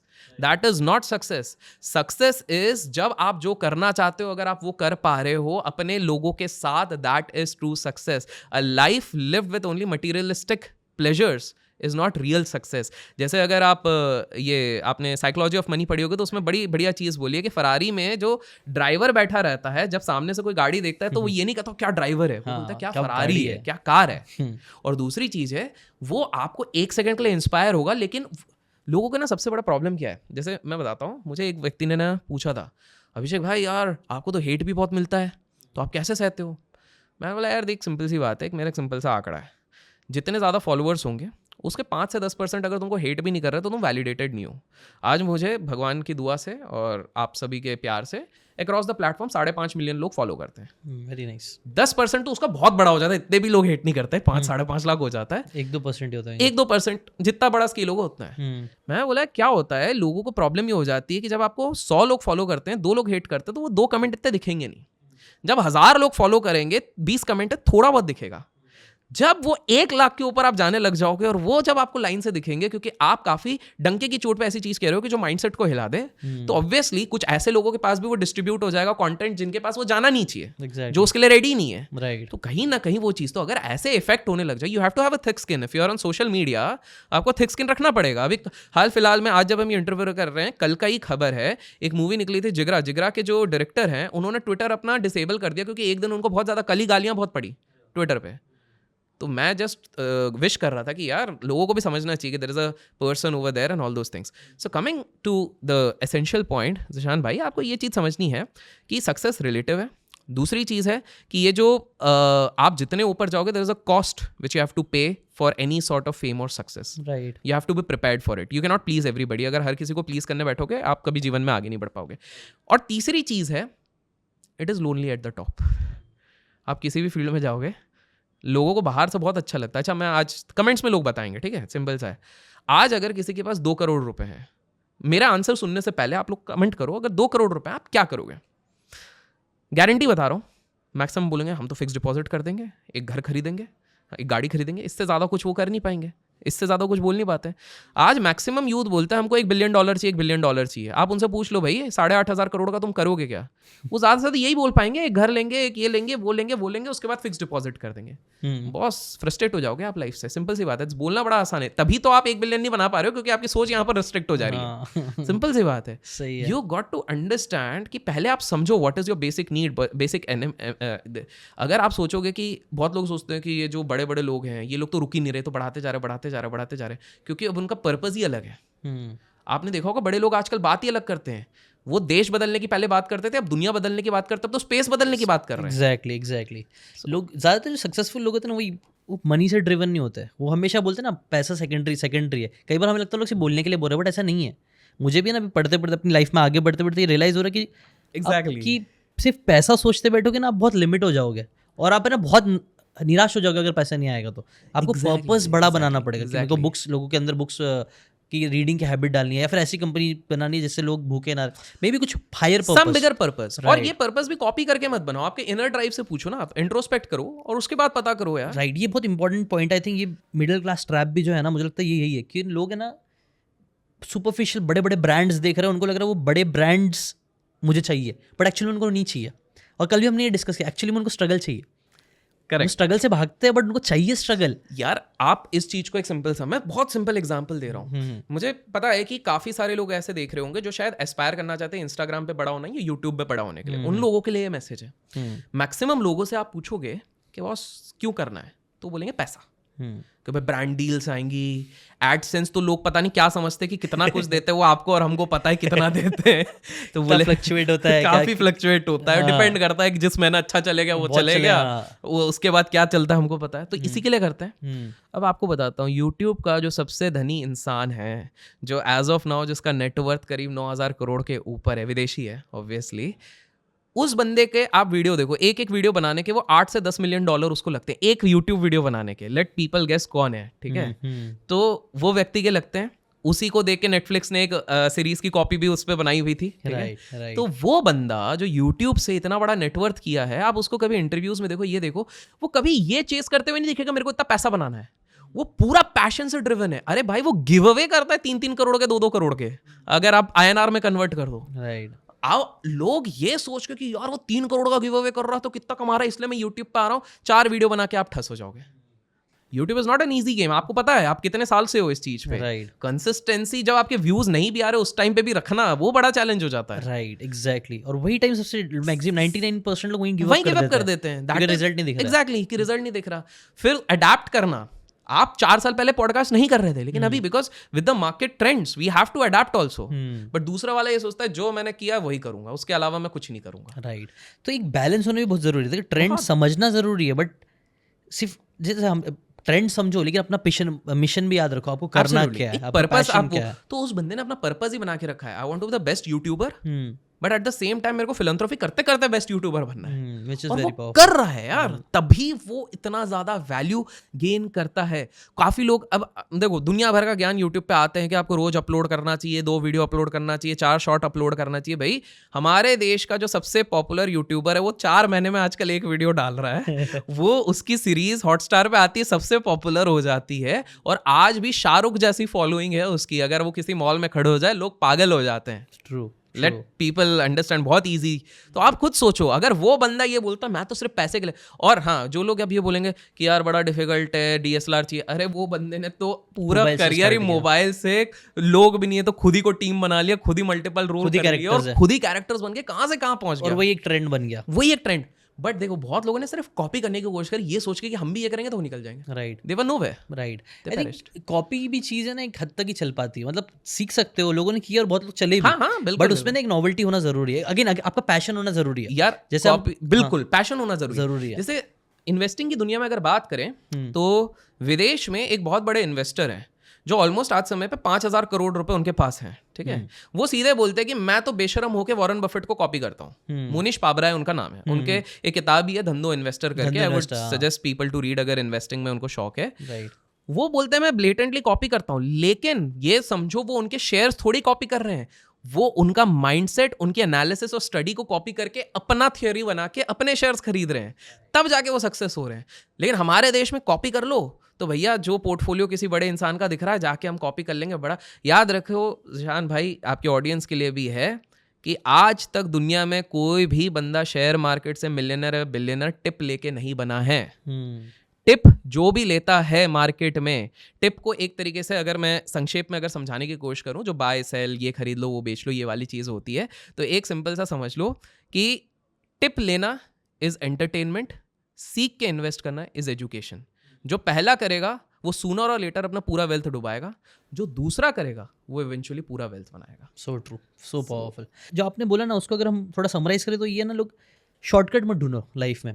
Copy करने का मतलब, जैसे मैं भी सीख रहा हूँ, इंस्पायर होना मतलब बुक पढ़ के लोगों की माइंडसेट समझ रहा हूँ, प्रिंसिपल समझ रहा हूँ, और कॉपी करके हमें उनका माइंडसेट अप्लाई करना है. मैं शॉर्टकट नहीं ढूंढ रहा हूँ, बट मैं सही रास्ता ढूंढने की कोशिश कर रहा हूँ. ऐसे आपने भी जो ना टिप जो ढूंढते ना, वो लोग का ऐसा क्विक मनी वाला चीज़ चाहिए. वही अगेन जो हमने बात की है. मुझे 4 नाम आप नीचे कमेंट्स में बता दो जिनने टिप लेके मिलियनर, मल्टी मिलियनर बने डॉलर्स के हिसाब से. INR में तो बहुत लोग ऑलरेडी रहते हैं, तो डॉलर के हिसाब से बिल्कुल नहीं मिलेंगे. और ये शॉर्टकट वाली बात ही बिलियनर्स को तो डुबाती है. आप ये देखो कि जैसे इधर मुंबई में अपन बैठे हुए हैं, जो सी लिंक जिन जनाब ने बनाया, जिनने 7,000 करोड़ उसमें लगवा दिए कर्जा ले लेके, वो शॉर्टकट ही चाहते थे कि मैं बड़े भाई से ऊपर निकल जाऊं. 2008 में वो 6ठे रिचेस्ट इंसान बन गए थे. उसके बाद अगले साल वो सेकंड हो गए थे और बड़ा भाई फर्स्ट पे था. वो जैसे मेरे को जल्दी करके करना है, तो उन्होंने इतने बड़े बड़े एसेट हैवी कंपनीज में पैसा डालना शुरू कर दिया, जो बाद में उनकी नैया लेके डूब गए. सेम चीज़ हुई थी दिल्ली में. अगर आप जाते हो तो दिल्ली में जो अपना नर्मदा हाईवे या कौन सा हाईवे है, सबसे बड़ा जो हाईवे बना हुआ है, उसके कंस्ट्रक्शन में उस एसोसिएट कंपनी ने इतने पैसे डाल दिए कि उनके हवाले निकल गए. उन्होंने करीब 12,000 करोड़ उसमें डाल दिया. उनका कुछ हाइड्रो प्रोजेक्ट था, उसमें 15,000 करोड़. क्यों? क्योंकि उनके ओनर को धीरू भाई बनना था. इस चक्कर में उन्होंने सारे पैसे धनाधन डाल दिए. Again talking about a story, there is a very interesting story if you allow me. तो आप क्या बोलोगे, हमारे देश में ज्यादा ट्रेंड किसका है एज ऑफ नाउ? आप ऑनेस्ट बताना, आप इतने लोगों से मिलते हो. चाय पीने के शौकीन ज्यादा है या कॉफी? आप बताओ. चाय करेक्ट. पूरे देश में ही चलता है. ऐसे समय जहां पर सबसे ज्यादा चाय चलता है, उस समय पे एक बंदे ने इतना गट्स रखा कि मैं 1400 आउटलेट्स कॉफी के खोलूंगा. मैं बात कर रहा हूँ CCD. एक समय पे जब लोगों को लगा नहीं था कि भैया CCD नामक एक चीज़ चलेगी, उस समय पे इनके ओनर ने ये बोला था कि भाई मैं मेक श्योर करूंगा कि लोग इधर आके कॉफ़ी पियेंगे. I had the privilege when he was alive to have dinner with him. एक कुछ कंपटीशन इवेंट था जिसमें हम लोग जीते थे. अच्छा. जिसके चक्कर में तब मेरे को पहली बार पता लगा था, थोड़ा सा वो लगा था. मेरे सारे आसपास वालों ने मेरे को सूट वूट पहनने की इच्छा नहीं रहती. देखा होगा मैंने 10 TEDx दिए हैं, सब ऐसे ही नॉर्मल दिए हुए हैं, तो सब सूट वूट आते हैं. ठीक है, मेरा अपना पर्सनल प्रेफरेंस है. मैं बोलता हूँ भाई जैसा हूँ वैसे हूँ, मेरे को दिखाना नहीं है मैं क्या हूँ कैसा हूँ. तो अब वो पहली बार मैंने जब उनको देखा था, उनसे ज़्यादा वो हो गया था. तब तक मैंने स्टीव जॉब्स के बारे में पढ़ा नहीं था कि वो तो अलग ही हुलिये में चले जाते थे अपने मीटिंग पे. आपको तो पता ही होगा स्टीव जॉब्स का. तो ये मैंने देखा था, तो नॉर्मल कैजुअल में आ गया. मैंने बोला कहाँ हम लोग कोट वोट ये पहना दिया. मैंने बोला था तुम लोगों को फालतू नहीं पहनना. बोला नहीं प्रोफेशनल लगेगा. रहता है थोड़ा यंग में, रहता है कि इंप्रेस करने के हिसाब से ऐसा करके. तो talking about his story, interestingly बहुत बहुत लोगों को नहीं पता कि भाई सीसीडी जिनसे बनाया है उनका इनिशियल वेल्थ पता है कहाँ से बना था? किधर? स्टॉक मार्केट से। अच्छा। तो उनके पिताजी, अच्छा इनका ना पूरा फैमिली बिजनेस था। 150 ईयर से ये लोग टी प्लांटेशन और कॉफी प्लांटेशन में थे। 150 ईयर से बिफोर ही स्टार्टेड। तो इनके लिए थोड़ा ग्राउंड सेट था। तो इनके पापा ने इनको दिया, भैया 5 लाख रुपए ले, तो स्टॉक मार्केट में लगा, कोई टेंशन नहीं है, तेरे को इंटरेस्ट है, लगा, पैसा बना, डूब भी गया तो कोई इशू नहीं। So he was from a well to do family एक तरीके से। उन्होंने दिमाग लगाया, बोले काम करता हूँ 3 लाख रुपए मैं लैंड में लगा देता हूँ, लैंड तो अप्रिशिएट हो ही जाएगा कभी ना कभी, 80s 90s की बात कर रहा हूँ मैं। और बोले बाकी 2 लाख रुपए मैं स्टॉक मार्केट में लगाऊंगा। Thankfully he was skillful trader. अच्छा। उस 2 लाख को उन्होंने बढ़ा के कुछ क्रोर्स बना लिए विद इन फ्यू पीरियड। हम पर उनने सही टाइम पे उस चीज़ को स्टॉप भी किया, ये भी है इनफ, यहाँ पर रुको, स्टॉक मार्केट हो गया, इससे ज़्यादा मैं नहीं बढ़ा पा रहा हूँ। उन्होंने बोला एक काम करता हूँ, ये सारा पैसा बना उसको पूरा लैंड में डाल देता हूँ। फिर लैंड में डाला, लैंड अच्छा अप्रिशिएट हो गया, he had good amount of land. फिर एक बार, इसमें कुछ लेसन्स भी हैं तो मैं पूरे इसलिए पूरी स्टोरी बताता हूँ इसमें बीच बीच में। तो इसमें क्या होगा कि इन्होंने सीसीडी चालू नहीं किया था, इनका टी प्लांटेशन का बिजनेस था। तो ये पहले कॉफ़ी पाउडर वाले बिजनेस में गए, कॉफ़ी का ट्रेंड आ रहा है, कॉफ़ी पाउडर बना के हम बेचते हैं। At one point of time ये बिगेस्ट सेलर हो गए। फिर उन्होंने अपने दोस्त को पूछा, उनका जो गहरा दोस्त था, कि यार क्या लगता है कैफ़े खोल दूँ क्या? तो बोला तो पागल है क्या, चाय वाली दुनिया में तो इधर कॉफ़ी खोलेगा भारत में? क्योंकि हम आप बात कर रहे हैं अर्ली 90s की बात करें, मिड 90s अर्ली 90s। बोले तो पागल है क्या? तो बोले हाँ यार बात तो तू सही बोल रहा है। तो उन्होंने अपने उस ड्रीम को थोड़ा सा रोका और कॉफ़ी मशीन्स, क्योंकि उस समय पे टी मशीन्स और कॉफ़ी मशीन्स का प्रचलन आने लग गया था कॉर्पोरेट हाउसेस में, मुंबई, दिल्ली, बैंगलोर, इस तरह से ज़्यादातर मुंबई दिल्ली में आ गया था टी मशीन्स, कॉफ़ी मशीन्स लगाने का। तो इन्होंने पहले वो सप्लाई करना शुरू कर दिया। फिर उसके बाद अराउंड मिड 90s ही रियलाइज कि यार, फिर दोस्त को बोला यार क्या लगता है अब कैफ़े कर दें क्या? बोला तो पागल है क्या? तब तक ना लिबरलाइजेशन जब आ गया इंडिया में, थोड़ा सा बाहर वालों के लिए खोल दिया और ट्रेंड आ रहा था, तो दोस्त फिर डिमोटिवेट कर दिया। बोला अरे छोड़ यार, तू बढ़िया चल रहा है इसमें चल। इनको भूख थी, बोले यार जब मैं कॉफ़ी के बिजनेस पे हूँ, मेरे को सेंटिमेंट पता है, अब मैंने बीन्स के साथ साथ पाउडर के साथ साथ ये बेचा है, मैं तो चालू कर देता हूँ। और उन्होंने चालू कर दिया and that went good success. आपको स्टार्टिंग का पता होगा 1400 आउटलेट, आप भी कभी गए होंगे, मेरे को याद है, मेरी पहली डेट भी सीसीडी में ही थी। ठीक है, तो वो उस समय पे तो वही था। फिर उसके बाद बरिस्ता और ये थोड़ा ये स्टारबक्स, तो अब जाके ये थोड़ा सा चला है, उस टाइम पे वो था। So went really well at that point of time. तो पहला लेसन क्या था कि आपको ना नेसेयर्स, आपके आसपास वाले हमेशा पुल करने की कोशिश करेंगे। जैसे शेयर बाजार में सबसे ज़्यादा वही इंसान बोलता है इस पर पैसा मत लगाओ जिसने आज तक या तो पैसा उधर से कमाया नहीं है, या तो उसने कभी कभी सब्सटेंशियल अमाउंट इन्वेस्ट ही नहीं किया। आप देखोगे आसपास वाले सबसे ज़्यादा बोलेंगे शेयर मार्केट मत लगा, शेयर मार्केट मत लगा। आप पूछोगे लाइफ टाइम में तुमने कितना पैसा लगाया, बोले 10,000। या तो बहुत बड़ा नुकसान कभी हो गया सुनी सुनी बातों पे, टिप्स पे, या तो फिर ये चीज़ है। तो वो सेम चीज़ थी। तो पहला इन्होंने बोला कि चलो ठीक है, यहाँ तक सही था, एक्सपांड कर रहे हैं, ये सारी चीज़ कर रहे हैं। लेकिन एक ना कंसेप्ट बोलते हैं Warren Buffett sir, circle of competence. इसका अर्थ ये रहता है कि भैया आपकी एक्सपर्टीज जिसमें है, जिसमें आपने सारा चीज़ है, आपका कोर बिजनेस वहीं पर होना चाहिए।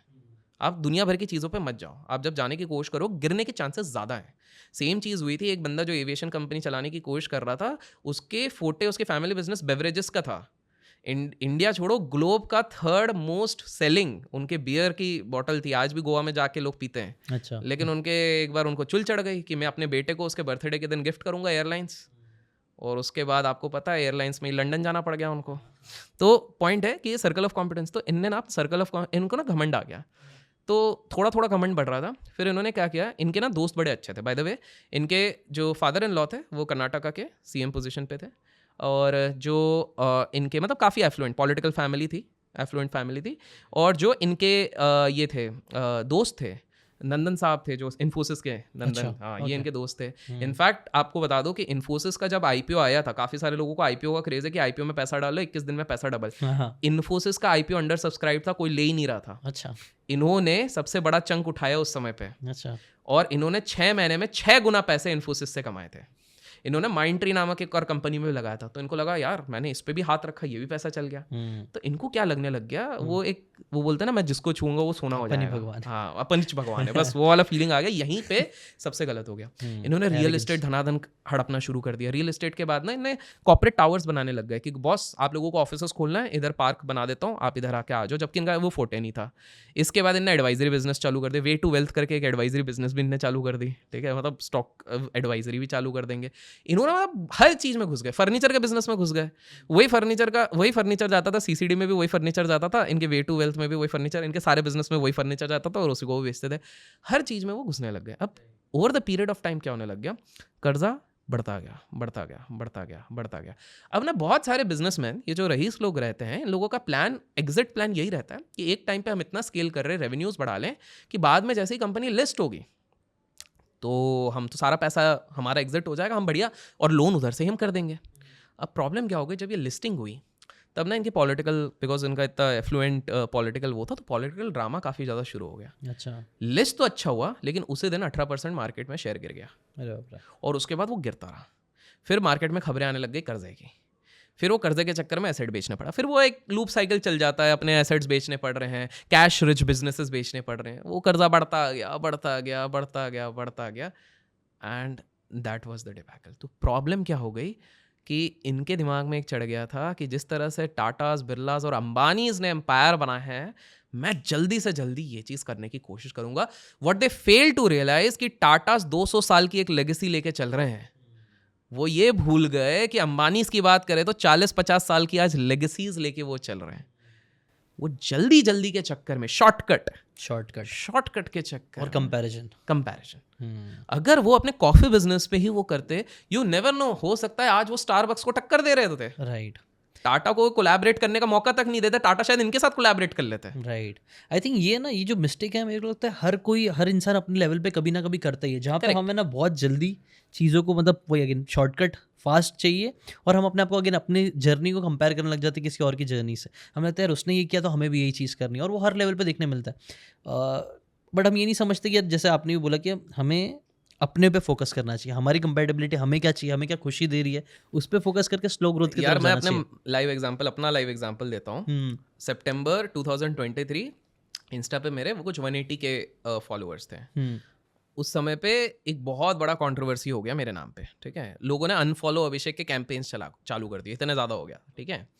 फिर आप सोचो, यूजुअली अनफॉलो और यूजुअली कोई उठता नहीं है। हाल फिलहाल में उसी तरीके की चीज़ें एक और व्यक्ति के साथ हुई थी, जो वर्ल्ड कप पे भी उल्टी टिप्पणी देते तो वो सही हो जाता। काफ़ी सारे लोगों के साथ हुई थी, ठीक है। टेक्निकली सबने, क्योंकि हमारे देश में हमारे एक पैराडॉक्स है, किसी भी इंसान को पहले वो अंडरडॉग होगा, उसको मसीहा बनाएंगे, मसीहा से उसको भगवान बनाएंगे, और हमारे देश का सबसे बड़ा दुर्भाग्य है, जिसको भगवान बनाते हैं उसी को 9 दिन बाद विसर्जित कर देते हैं।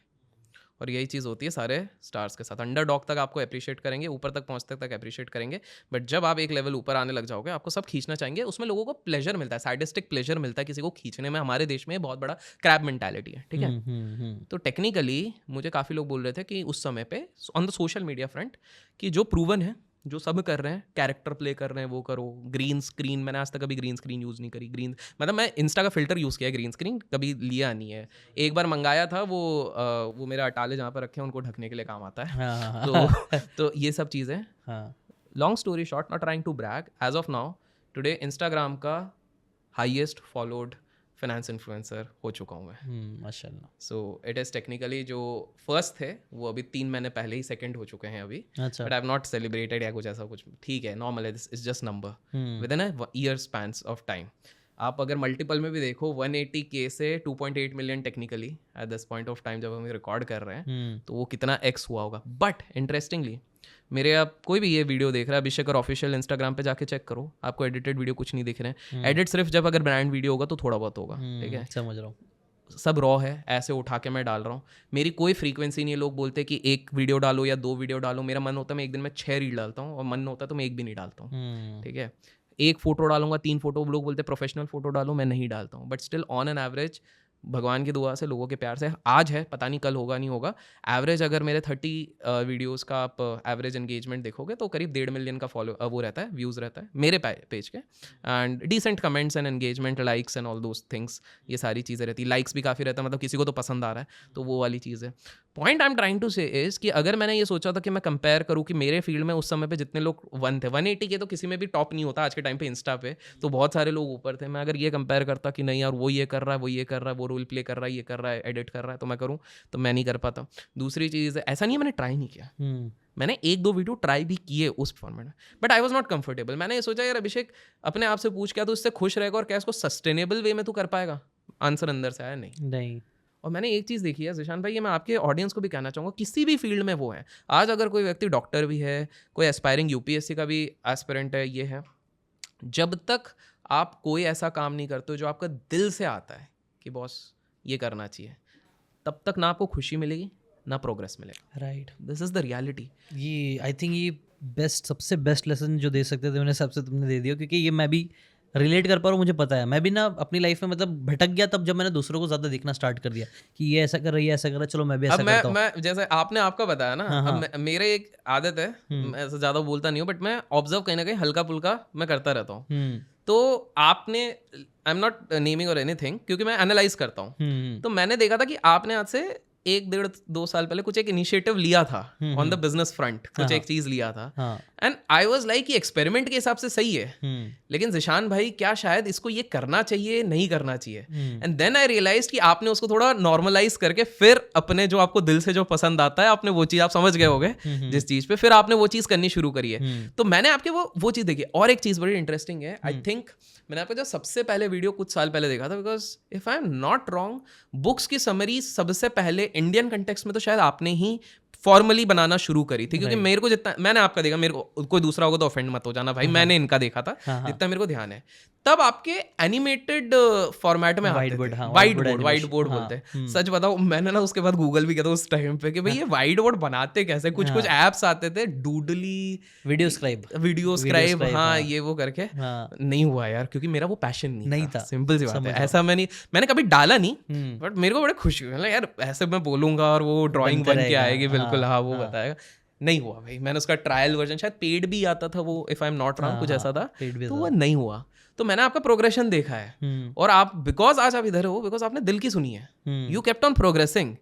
आज आई एम प्रीटी श्योर अगर आप ये सोच के पॉडकास्ट चालू करते कि भाई मेरे को बस बहुत सारा पैसा कमाना, नहीं, that is not your intent. आपको कुछ अच्छे लोग मिल रहे हैं, लोगों का अटेंशन भी मिल रहा है, that's a different story. Everybody is seeking attention. अगर कोई बोल रहा है कि भाई मैं सोशल मीडिया पर मेरे को अटेंशन नहीं चाहिए, तो भाई किसको झूठ बोल रहा तुम किसी और का कैरेट काटो यार। सोशल मीडिया पे हो मतलब तुमको अटेंशन चाहिए, एज सिंपल एज दैट। और सोशल मीडिया में होने के बाद भी तुम क्रिटिसिज्म नहीं झेल सकते, तो you are not meant for social media, as simple as that. I think ये उसको ना समराइज, मतलब अगर मैं बोलूं तो यही है कि अपना प्राइमरी गोल कभी भी पैसा मत रखो, सेकेंडरी रखो, वो रहेगा ही। अब तुम चाहो हो ही नहीं सकता, घूम फिर के हम कितनी बातें बोले, यही सेकंड एक होता है डेस्पिरेशन गोल और एक इंस्पिरेशनल गोल। तो इंस्पिरेशनल गोल होता है कि यार मेरे को ना बुक्स से रिलेटेड मुझे प्यार है, कॉन्ग्रुएंसी मिल रही है, और आई थिंक यही है थोड़ा बहुत लॉ ऑफ अट्रैक्शन में भी मैं कई सारे लोग से करता रहता हूँ, तो वो लोग भी यही बोलते हैं कॉन्ग्रुएंट रहना चाहिए आपको ना, अंदर की फीलिंग। लॉ ऑफ अट्रैक्शन जो मुझे अच्छी लगती है बात उसकी, वो ये कि एक कॉन्ग्रुएंसी होनी चाहिए, आपकी जो फीलिंग्स आप जो कर रहे हो ना, अच्छा फील होना चाहिए, तो आपकी एनर्जी हाई रहेगी, आप ज़्यादा आउटपुट दोगे, आउटपुट ज़्यादा देखो, रिजल्ट्स मिलेगा ही मिलेगा। तो जब तक आप इंजॉय कर रहे हो, जैसे तुमने बोला ना, मैं देखता नहीं हूँ 3 लोग कितना डालना है, क्या डालना है, मजा आ रहा है, जब तक अच्छा लग रहा है तो डाल रहे हो। और ज़्यादातर क्रिएटिव लोगों में यही चीज़ होती है, वो लोग है ना कोई चीज़ करते तो लोग सिर्फ बना के नहीं करते। जैसे मुझसे भी कई बार लोग पूछते भाई कितनी बुक्स पढ़ते हो, मैं नहीं गिनता हूँ भाई, मैं मेरे को मतलब गिनना नहीं है, मैं गिनने के लिए नहीं कर रहा हूँ, मुझे सीखना है इसलिए मैं कर रहा हूँ। यार ये जो किताब वाली बात बोली ना, आजकल आपने देखा होगा बहुत सारे लोगों का एक फैंसी बन गया है, हर दूसरे तीसरे पोस्ट पे पीछे का शेल्फ दिखाएंगे, हर बार फोटो डालेंगे कि आई हैव, उनमें से उनने 20% किताब भी नहीं पढ़ी रहती है, सच्चाई तो ये है, बट ये लाइब्रेरी है, ये है, वो है। प्रॉब्लम ना सोशल मीडिया के ज़माने पे आज ये हो गई है, आपको पता है सबसे ज़्यादा लोग बाली किस लिए जा रहे हैं? सबसे ज़्यादा लोग बाली इसलिए नहीं जा रहे कि उनको बाली पसंद है, वो सबसे ज़्यादा लोग बाली इसलिए जा रहे हैं क्योंकि बाली इंस्टाग्राम पे अच्छा लगता है। ये रियलिटी है, उस पर ज़्यादा लाइक आते हैं, ज़्यादा व्यूज आते हैं, ज़्यादा एंगेजमेंट। बाली में जाके कोई भी बाली के एटमॉस्फेयर के हिसाब से एडजस्ट नहीं हो रहा, वो ये देख रहा है लाइटिंग इधर अच्छा, इधर से मेरा फेस कट अच्छा आ रहा है, इधर से मेरा शूट कर ले। This is the reality. मैं आज भी कहीं पे ट्रिप, मतलब मैं तो 18-20 दिन बाहर ही रहता हूँ, घूमता रहता हूँ, देश का पर्यटन करता रहता हूँ। इंटरेस्टिंगली मैं कभी दोस्तों के साथ जाता हूँ जो सोशल मीडिया पे हैं या किसी दूसरे ट्रेडर्स हैं, इन्वेस्टर्स हैं, मैं देखता हूँ यार, मैं पहाड़ पे बैठा हूँ, मैं बढ़िया शिमला में बैठा हूँ, कहीं पर भी बैठा हूँ, मैं अपना चिल कर रहा हूँ, मैं वादियाँ देख रहा हूँ, मैं देख रहा हूँ ये लोग लगे हुए हैं, भैया ये कॉल बैंक निफ्टी का कॉल कहाँ जा रहा है, ये पुट कहाँ जा रहा है। मैं बोला यार भाई जीवन जी भी लो, मतलब आपको इस पे बहुत बढ़िया चीज़ है, जस्ट बिकॉज इधर आया, क्यों जीवन जीना चाहिए। मुझसे मत सीखो भाई, दूसरों बड़े लोगों से सीखो, ठीक है? मैं तो बड़ा छोटा इंसान हूँ, हम दोनों बहुत छोटे इंसान हैं, बड़े इंसान से सीखो। 1980s में जैक वेल्च, आपको पता है जी के जो CEO थे, तो जैक वेल्च तो बहुत बड़ा इंसान है, तो 1980s के आसपास उनको एक हार्ट अटैक आ गया, ठीक है? वो एम्बुलेंस में थे। अब एम्बुलेंस में बंदा क्या सोचे कि यार कुछ मतलब कैसे मैं सही हूँ, ये सारी चीज़ें, या मैंने लाइफ में क्या किया, वो ये सोचने लग गए कि मैं जीवन भर इतना पैसा कमाया, सिर्फ पैसे कमाने में रह गया, मैंने अपने जॉय के लिए तो कुछ किया ही नहीं। मैंने जॉय के लिए मैंने सिर्फ 2 गोल्डन निकल खरीदे थे, उनके अलग शौक थे, उनको उसमें मजा आता था। तो बोले यार उन्होंने उस दिन शपथ खाई, अगर मैं इस हार्ट अटैक के बाद बच गया ना तो मुझे ना वाइन पीने का बड़ा शौक है, लेकिन मैं 70,000 के नीचे कोई भी वाइन आज के बाद नहीं पीऊंगा। अच्छा। यहाँ पे मैं खर्च करूंगा, ठीक है। उनका that was giving him pleasure, right. वो लिटरली बचे। उसके बाद उन्होंने जीवन में भी कोई 70,000 के नीचे की वाइन नहीं पी। अच्छा। So a lot of time वो समय निकल जाता है ज़ीशान भाई, by the time people realize what is going to give them the true pleasure. And again I am saying, जो हम लोग इस चीज़ पे क्रक्स हैं, मैं ही नहीं कह रहा हूँ पैसा ज़रूरी है, पैसा बिल्कुल ज़रूरी है, money is a shit, money is a shit, but we cannot deny कि आज के ज़माने में वो शिट की ज़रूरत सबको है। सही बात, ज़रूरी है। We can't live we without cannot that we cannot live without that shit. हाँ। So this is the reality. But don't make your life shit only after running before that shit. हाँ, don't make shit your whole world. Exactly. हमने हर कुछ जगह ज़्यादा shit ही shit कर shit दिया। ये But shit reel बन ये गया। बहुत shit reel हो गया। But point यही है कि इतना ज़्यादा इसके पीछे मत भागो and एक balance बना लो। The best thing is try to make a balance. And इस पे ना मैं एक और चीज़ कहूँगा जो मैंने अभी तक छोटी सी जितनी जीवन जी है, लाइफ के गोल्स एंड पर्पसेस भी आपके थोड़े से रिवाइज होते रहते हैं over a period of years. मेरा ये मानना है कि कोई भी इंसान हर 5 साल में एक ट्रांजिशन फेज में चलता है। अपने आप को याद करो, 5 साल पहले आपका फ्रेंड सर्कल अलग था, आपका बिजनेस सर्कल अलग था, आपके एस्पिरेशन थोड़े अलग थे, मेन गोल सेम होगा। जैसे मान लो ज़ीशान भाई का अगर एग्जाम्पल मेन गोल है मैं फोर्ब्स में एक देना, हो सकता है वो मेन गोल है, लेकिन आप बाकी चीज़ें चेंज हुई, the way you have worked. उसके 5 साल पहले maturity of Zeeshan was different, circle was different. This is the reality. ये चीज़ बदलती रहती है हर 5 साल में, 5 साल ज़्यादा बोल रहा हूँ, 3 साल में ये चीज़ बदलती रहती है। So one has to understand कि आपके जो कोर प्रिंसिपल है वो फिक्स रहेंगे, बीच के चीज़ें वेरिएबल रहेंगी। Enjoy the process. अभी से ये सोच के मत बैठो कि मुझे बस यही करना है। एंड बिकॉज हमने लॉ ऑफ अट्रैक्शन की बात करी, I would like to put some input. Law of attraction लोगों को, कुछ लोग बोलते हैं ये फ्रॉड है लॉ ऑफ अट्रैक्शन, कुछ लोग बोलते हैं बहुत सही है लॉ ऑफ अट्रैक्शन। प्रॉब्लम है लॉ ऑफ अट्रैक्शन लेजिट चीज़ है, प्रोवाइडेड आप सही चीज़ करो। लॉ ऑफ अट्रैक्शन की सबसे बड़ी मिस्टेक ये है कि लोग सिर्फ सोच रहे हैं, एक्शन ही नहीं ले रहे। मैं अगर इधर बैठ के आज मैं बोलूंगा ज़ीशान भाई मेरे अकाउंट में 500 करोड़ रुपए आ रहे हैं, मैं दिन भर सोचूं, मैं सारे टेक्निक कर लूँ, वो अजीब अजीब आजकल टेक्निक है, विद ड्यू रिस्पेक्ट, होपो नोपो, फिर उसके बाद एफर्मेशन तो बहुत पुराना है, विजुअलाइजेशन है, ये भी पुराना है, लेकिन आजकल तो बिल्कुल 150 तरीके के आ चुके हैं। अगर मैं इधर बैठ के बस यही सोचता ना 500 करोड़ 500 करोड़ 500 करोड़ 500 करोड़, मैं फ्रस्ट्रेट हो जाऊंगा, मेरी डेथ बॉडी इधर ही बन जाएगी, तो भी वो 500 करोड़ नहीं आने वाले। राइट। 500 करोड़ सोचने के बाद मैं एक इंस्पायर्ड एक्शन लूंगा उसके प्रति, तब जाके मैं उस चीज को अचीव कर पाऊंगा। और ये आपको हर होली टेक्स्ट में मिलेगा। कुरान ले लीजिए, बाइबल ले लीजिए, भगवत गीता ले लीजिए, हर होली टेक्स्ट में ये चीज लिखी गई है, ask and it is given but you have to work for it.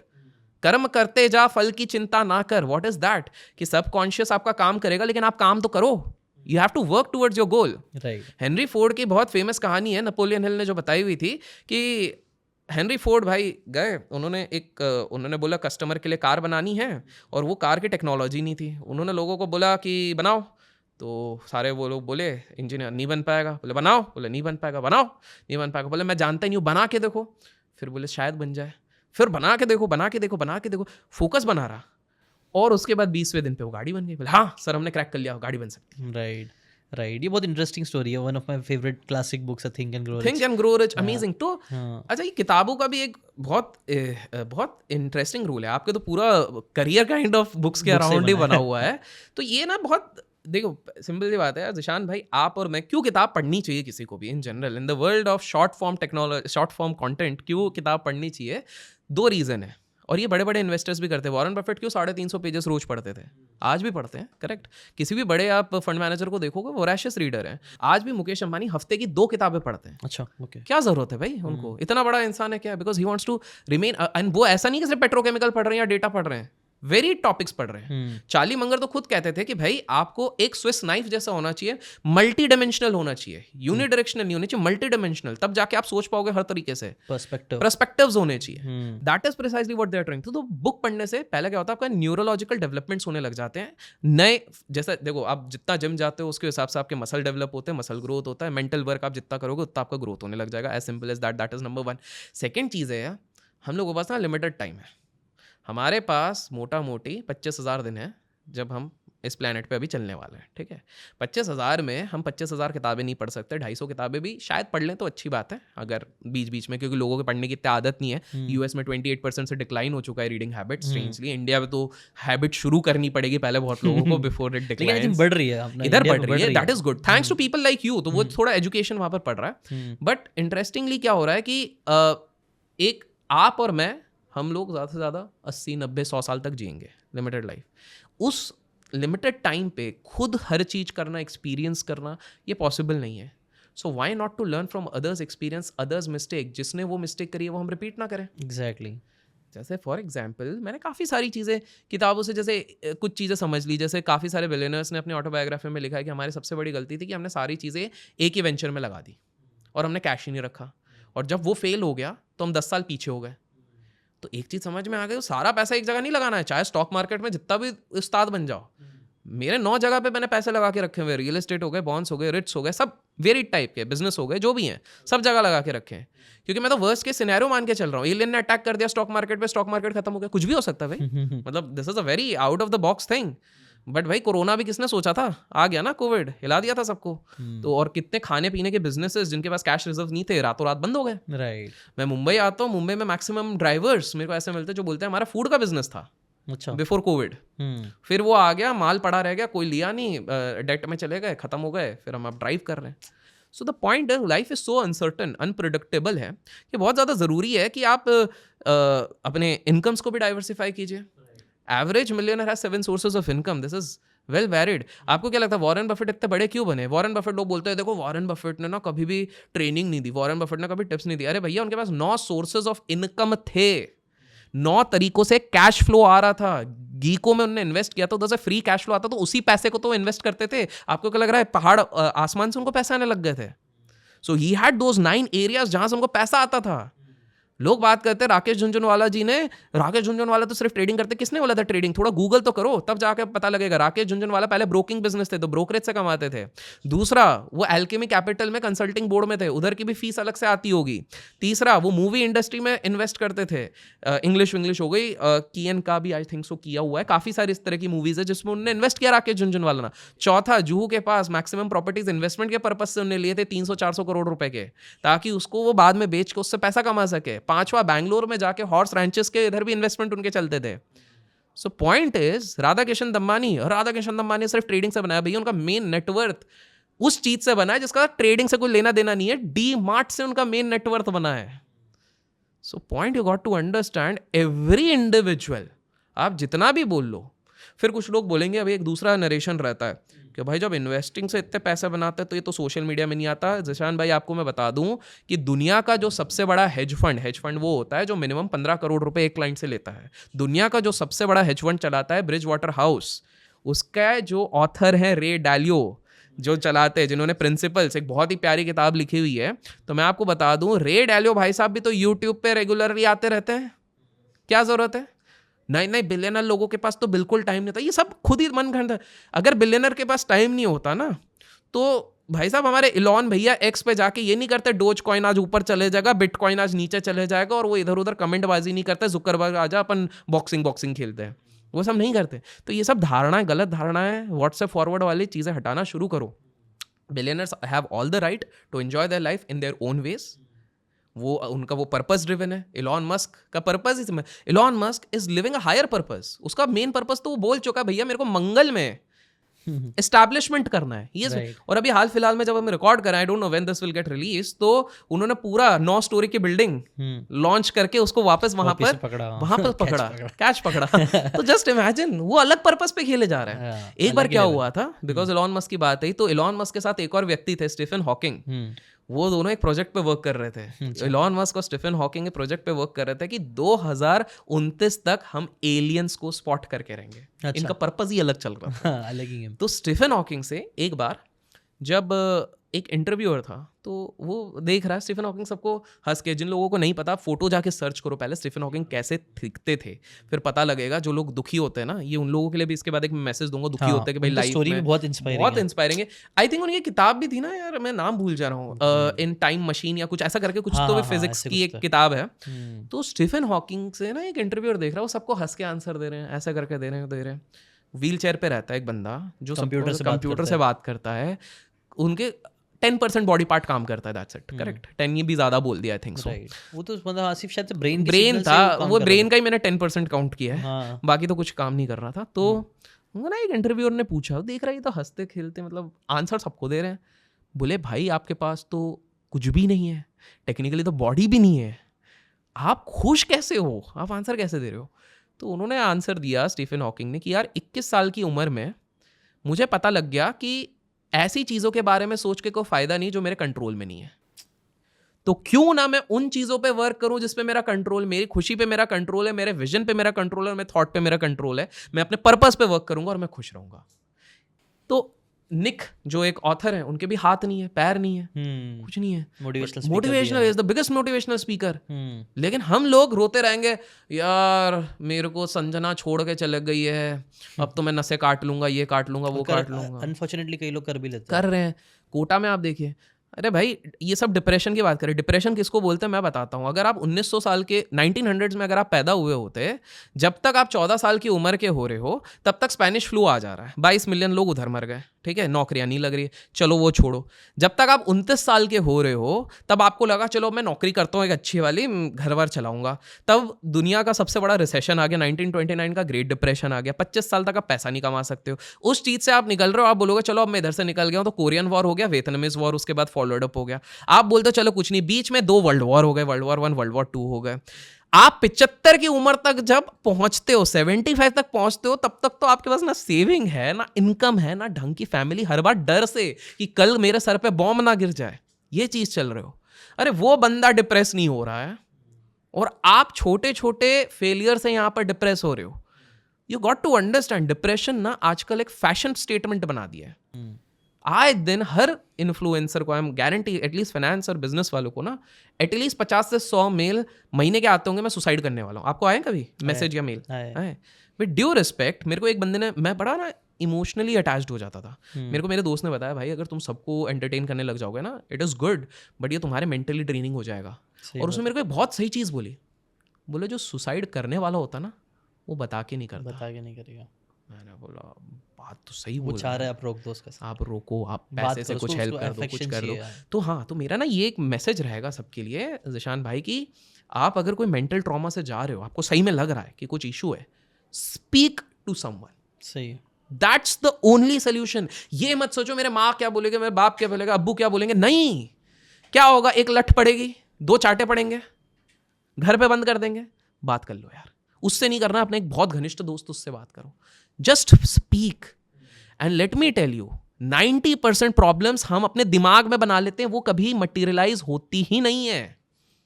आप खुद सोचो, मैं बताता हूं, मैं अपना एग्जांपल देता हूं। जब तक ये चीजें क्लैरिटी नहीं आई थी लाइफ में, जब मेरा एम था कि भाई मैं एक दिल्ली का बहुत बड़े कॉलेज में अपना ग्रेजुएशन करूं, उसके हिसाब से मेरे जब मार्क्स नहीं बने तो मेरे को लगा था this is the end of the world. But हमारे टाइम पे डिप्रेशन ये चीज़ें वर्ड नहीं चलती थी, तो आई वाज लाइक यार पता नहीं अब क्या होगा, ठीक है जैसे तैसे करके चले जाते हैं। आज वही इंस्टीट्यूट में मैं 3 बार सेशन ले चुका हूँ, ठीक है, अगेन गोइंग टूवर्ड्स, एक तो हमें पता कि कभी IIT से बुला लें, IIT से बुला लें, 11 IITs मैं दे चुका हूँ अभी तक। बाद में पता लगा यार और खुल गए हैं, अब तो देने पड़ेंगे, टॉप वाले सारे कवर हो चुके हैं, वो इन्वाइट करते हैं। नेक्स्ट और एक इंटरेस्टिंग चीज़ है, बहुत लोगों को नहीं पता, आपके पॉडकास्ट में पहली बार रिवील करता हूँ, मैंने ये 10 TEDx दिए क्यों हैं, बड़े इंटरेस्टिंग चीज़ है। तो क्या हुआ था, 2016 में एक XYZ इंस्टीट्यूट से, पुणे के बहुत प्रोमिनेंट इंस्टीट्यूट है, आया TEDx का कॉल लेटर, मतलब कॉल आया, तो मैंने फॉर्म वॉर्म कुछ एक दिया था, मैंने भरा और मैं गया। उन्होंने उनके मेल में ये लिखा था, congratulations you have been selected as a speaker, this are the dates you are going to deliver. अब TEDx बड़ी चीज़ भाई, हमने तो घर बार 2016 तो और भी बड़ी चीज़, सबको बता दिया। अब क्या हो गया कि उन्होंने एक बार बुलाया, बोले आप हमारे इधर आइए। मैंने इस पर्टिकुलर इवेंट के लिए पहली बार प्रॉपर फॉर्मल्स, ब्लेजर्स और ये खरीदे, ठीक है, मैं जाऊँगा अच्छे से करूँगा इस हिसाब से। मैं उधर पूछा, उन्होंने थीम पूछा, ये पूछा, बढ़िया सब कुछ दिया, ठीक है। अब क्या हो गया कि आफ्टर 11 days मैं बार बार उनसे फॉलो अप कर रहा हूँ कि नेक्स्ट क्या है, नेक्स्ट प्रोसेस क्या है, क्या करना है, कुछ प्रैक्टिस होगी, बिकॉज आई डोंट नो, मेरी पहली बार है, फर्स्ट टाइम है। पता लगता है कि भाई 2 राउंड थे, मेरे को ये पहले नहीं बताया गया था, और फाइनल राउंड में मुझे नहीं लिया गया क्योंकि उस समय पे कुछ यूट्यूबर चल रहे थे, उनको फेम वैल्यू ज़्यादा चाहिए था, तो वो यूट्यूबर को ले लिया गया, ठीक है।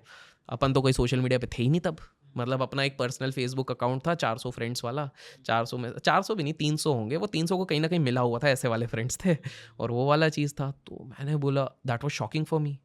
तो मैंने बोला यार टेक्निकली इंग्लिश उनने गलत लिखी थी यार, सिलेक्टेड क्यों लिखना है, you have been qualified for the final round, ऐसा लिख देते हैं। तो उस दिन ना मेरा एक दिन में बड़ा बड़ा हताश निराश हुआ। मतलब I was 2016 relatively younger also eight that point of time. मैंने शपथ खा ली आज के बाद ना अपनी औकात इतनी बनाऊंगा जब तक ये लोग टेडेक्स वाले खुद नहीं बुलाएंगे तब तक मैं कभी नहीं जाऊंगा। टिल डेट मैंने आज तक कोई टेडेक्स का फॉर्म नहीं भरा है, वो खुद बुलाते हैं। मैंने 4 टेडेक्स कैंसिल भी किया। अब इंटरेस्टिंगली अगस्त 2024 उसी सेम कॉलेज का मुझे आया, सर हमारे इधर टेडेक्स हो रहा है, आप आ रहे हैं? मैं जा सकता था बट फिर मैंने लिखा with due respect unfortunately I can't come and most likely अब मैं ज़्यादा से ज़्यादा एक टेडेक्स देके I am going to wind up this entire thing. तो ये मैं खुद की सेटिस्फैक्शन के लिए ये था। और मैंने इसलिए किसी भी टेडेक्स पे, मेरे सारे टेडेक्स लाइव हैं यूट्यूब पे जो डले हैं, मेरे को आप किसी में ब्लेजर या इसमें नहीं देखोगे। मैंने सोचा भाड़ में जा, अपना ब्लेजर पहनूंगा ना बेचूंगा, अपने दम पे जिसको बुलाना है वो बुलाएंगे। तो वो औकात बनानी पड़ी एंड भगवान ने साथ दिया, ईश्वर ने साथ दिया, दुआ रही लोगों की एंड कहीं ना कहीं थोड़ा बहुत कर पाए। अगेन आपने अपने ऊपर फोकस किया, मैंने अपने आप को इंट्रोस्पेक्ट भी किया कि सही में यार शायद क्यों लेंगे वो, मतलब मैंने अभी तक क्या ही उखाड़ा है, जीवन में कुछ करा ही नहीं था। एंड देन क्या हुआ था कि मैं स्टार्टअप कम्युनिटी में घुस गया था उस समय पे। एंड देन मेरा जो पहला प्रॉपर इन्वेस्टेशन आई थिंक सो 2019 का आया, 18-19 आया, बिकॉज उस समय पे मैंने कुछ 2 स्टार्टअप्स पे इन्वेस्ट किया था। मैं ज़्यादा इन चीज़ों को पब्लिक नहीं करता हूँ। एज ऑफ नाउ भी 11 स्टार्टअप्स हैं जहाँ पर मैंने छोटा मोटा कुछ ना कुछ इन्वेस्ट किया हुआ है and they are at good valuations also. हाँ बट हाँ उनमें से 2 अभी तक पैसा नहीं निकल पाएगा मेरा, उसमें लग रहा है, बट ठीक है, let's see, startup is that game. हाँ बट साइकोलॉजी ऑफ मनी में भी ये चीज़ बताइए, मैक्सिमम स्टार्टअप्स हम डालते हैं करेक्ट नहीं, और वो मैंने वही करा हुआ है। मेरा नेटवर्थ का 5% उससे ज़्यादा मैंने ओवरऑल डिप्लॉय नहीं किया है।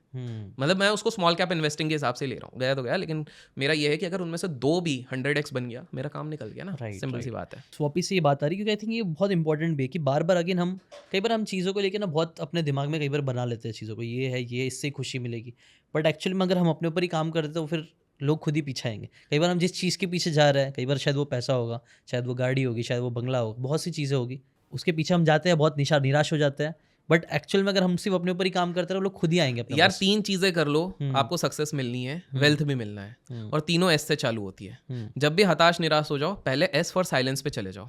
तभी लोग बोलते हैं या तो मेडिटेशन कर लो या तो साइलेंस में चले जाओ, शांति में अपने आप को अकेला बंद कर लो। इसलिए नहीं कि आप फ्रस्ट्रेट हो गए हो, अपने आगे के गोल सोचने के लिए, इंट्रोस्पेक्ट करने के लिए, समझने के लिए क्या गलत हुआ क्या गलत नहीं होना चाहिए। तो पहला हो गया साइलेंस। दूसरा है जो आज के समय पे थोड़ा मुश्किल है बट जरूरी है, सनलाइट। वाई? बिकॉज सनलाइट में विटामिन डी होती है and it has been scientifically proven कि विटामिन डी की कमी से भी आपके सेरोटोनिन के प्रोडक्शन कम रहता है, तो आपके अंदर गुड हार्मोन्स की भी थोड़ी कम हो जाती है, आपका साइकोलॉजिकली आप हिल जाते हो। किताबों में अगर पढ़ोगे तो आपको पता लगेगा। तो थोड़ा सा आप सनलाइट लो, सनलाइट नहीं तो एटलीस्ट न्यूट्रिशनल डाइट लो जिसमें कि आपके पास प्रॉपर सारे विटामिन आए, सारे प्रोटीन्स आए। आप सिर्फ जंक मत खाओ, थोड़ा बहुत बैलेंस रखो उधर भी।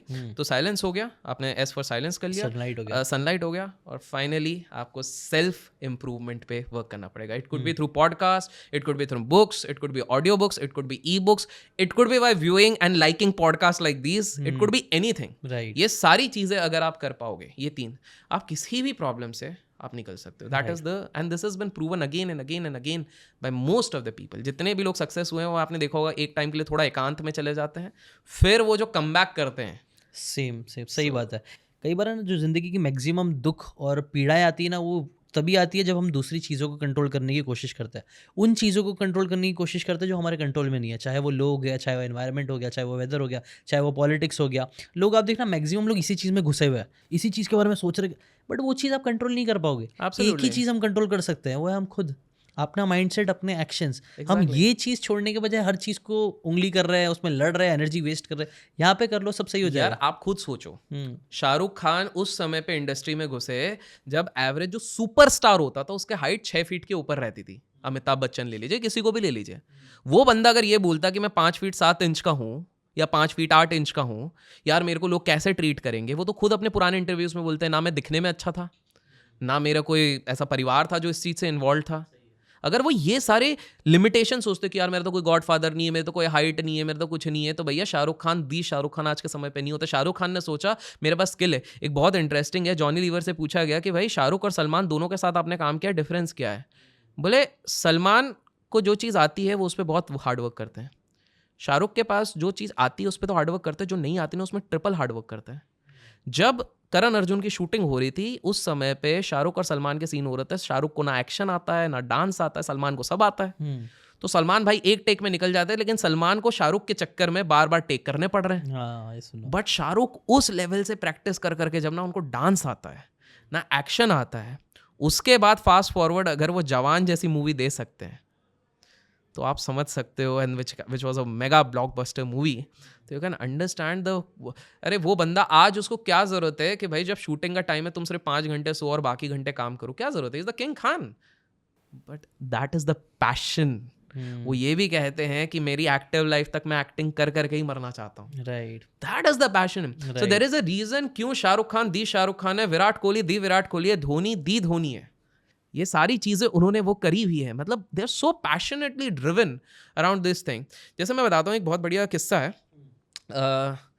एक डायरेक्टर है, वो दुनिया की देश की सबसे बड़ी बड़ी ब्लॉकबस्टर्स उनने दिए हुए। कौन, मैं बताता हूँ। पहले बाहुबली 1, बाहुबली 2, मगधीरा, मक्खी, उसके बाद आप जितने भी बड़े ये बना ब्लॉकबस्टर साउथ की, RRR ऑस्कर भी मिली है। तो राजमौली सर की मैं बात कर रहा हूँ। तो राजमौली सर ऐसा नहीं है कि स्टार्टिंग से everything was hit hit hit hit hit hit hit, ऐसा कभी था नहीं राजमौली सर के साथ। But he was always passionately driven कि मेरे को एपिक स्टाइल की चीज़ें बनानी है, लार्जर देन लाइफ दिखाना है, लेकिन जो स्टैंडर्ड फॉर्मूला चल रहा है ना मार्केट में वो नहीं। आपको पता है मक्खी मूवी जिसमें वो मक्खी रिवेंज ले रहा है, सोचो क्या कंसेप्ट है, मक्खी रिवेंज ले रहा है आके। उसके इंटरव्यूज में बताया गया था कि भाई 90% मेहनत ना किसी एक्टर पे लगी ना एक्ट्रेस पे लगी, वो मक्खी के कंसेप्चुलाइजेशन पे लग गई। And he was so into perfection कि भाई ये वाली, because it was passion driven. सबको लगा था ये फेल हो जाएगा, क्या है भाई मक्खी बदला ले रही है, and just see super duper hit. तो द पॉइंट इज, इनफैक्ट आपको पता है बाहुबली 1 जब रिलीज हुई थी पहले 10 दिन फीका रिस्पॉन्स था। अच्छा। चल नहीं रही थी, टेंशन में आ गए, क्योंकि इन्होंने पहली बार इतना बड़ा बजट मूवी बनाया और प्रोड्यूसर्स ने आग बंद करके इनको पैसे दे दिए थे। तब धर्मा प्रोडक्शन इससे नहीं जुड़ा था, ठीक है, हाँ तब नहीं जुड़ा था, 2 पे आया था मेन। तो ये टेंशन में आ गए, लेकिन कहीं ना कहीं चलेगा चलेगा चलेगा, टेंशन तो हो रही थी नो डाउट। फिर वो चल गया। Baahubali 1 was a success but not a commercial success, it was just अब ब्रेक इवन। मेन पैसा तो बाहुबली 2 से बना, विच वॉज मैमथ। तो बेसिकली वो पैशन को इतने साल तक, आप सोचो 3 साल तक वो शूटिंग चल रही थी, करेक्ट, मेन सीन्स की तो 3 साल तक चल रही थी शूटिंग। अच्छा। वो इतना रिस्क लेके वो बंदा वही कर सकता है। इलॉन मस्क का सबसे सिंपल किस्सा है यार, 2008 में इलॉन मस्क की 3 कंपनियां में से कोई एक कंपनी वो बचा सकता है, उसको सारे इन्वेस्टर्स ने बोल दिया, इन्वेस्टर्स पैसा नहीं डाल रहे, लेमन ब्रदर का क्राइसिस हो गया। ये बोला मेरे पास जो मेरे बैंक अकाउंट में $200 मिलियन लगे, मैं तीनों कंपनी में इक्वल स्प्रेड कर रहा हूँ। 24 घंटे के अंदर इन्वेस्टर का कॉल आया, क्योंकि ये बोले भाई क्या बंदा है, हर बंदा अपना पैसे बचाने में लगा है, ये अपना पैसा लगाने में लगा हुआ है। तब वॉल स्ट्रीट जर्नल्स और बाकी सारे रिपोर्टर्स ने कहा कि ये बंदा कभी भी नहीं उठ पाएगा। फास्ट फॉरवर्ड 2023 में रिचेस्ट बंदा बन गया Elon Musk. Why? Because he was driven by passion. उसको इकोसिस्टम, उस समय पे उसका पैशन ये था इकोसिस्टम बनाना है around EV vehicle, non renewable sources of energy. Exactly, उसने वो चीज करी। राइट। सो कोई भी बंदा आज के समय पे, स्टीव जॉब्स क्यों बना यार, सिंपल सा, आज पूरी दुनिया एप्पल के प्रोडक्ट यूज कर रही है, वाज ड्रिवन बाय पैशन। आपको पता होगा अगर आप उनकी डॉक्यूमेंट्रीज भी देखते हैं तो स्टीव जॉब्स ऐसा बंदा था कि अगर डिजाइन में थोड़ा सा भी उसको ऊपर नीचे दिखता था वो गाली गलौज करने लग जाता था अपने एम्प्लॉयज के साथ, which is not right. But वो एक पैशनेट, जो पागल बंदे होते हैं ना, परफेक्शन है, कीड़ा तो नहीं करना है, अच्छा करना है, उसको बेस्ट ही बनाना, मीडियोकर नहीं बना। उस चक्कर में उसको अपनी कंपनी में ही निकाल दिया। यार 24 साल की उम्र में अपनी कंपनी आपने जो बनाई है उसी कंपनी से आपको निकाल दे, मतलब आप ऑन पेपर उस समय पर मालिक को 15,000 करोड़ के, लेकिन आपके पास कुछ है नहीं, तो आप सोचो उससे बुरा क्या हो सकता है। पर वो बंदा आया, कम बैक किया, पहले आके उसी बोर्ड को निकाला जिसने उनको निकाला हुआ था, और उसके बाद वो कहां से कहां लेके चले गए आप सबको पता है। एंड यही पैशन ही है ज़ीशान भाई, पैशन वर्सेस पैसे का सबसे बढ़िया एग्जांपल एप्पल ही है। पता है, एप्पल सबको लगता है कि बस स्टीव जॉब और स्टीव वॉजनैक ने बनाया, नहीं, there were 3 people in the core team, Steve Jobs, Steve Wozniak और रोनाल्ड वेन करके एक बंदा था। रोनाल्ड वेन सबसे ज्यादा एक्सपीरियंस बंदा था। ये जब दोनों 20-20 साल के थे, ये 40 साल का बंदा था, मतलब पूरी दुनिया देखी हुई है इसने। बट इस बंदे ने इनके स्टार्टअप चालू होने के बाद इन्वेस्टमेंट आने के 10 दिन बाद ही एग्जिट मार लिया।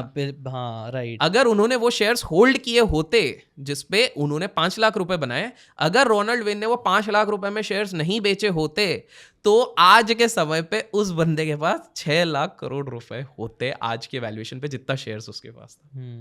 क्यों? क्योंकि वो सिर्फ पैसे से ड्रिवन था, विजन ड्रिवन नहीं था। विजन उसको लगा ही नहीं कि भाई computers would be the next thing, design would सही बी द बेट नेक्स्ट नहीं थिंग। कर पाया वो। सही बेट नहीं कर पाया, सिंपल है।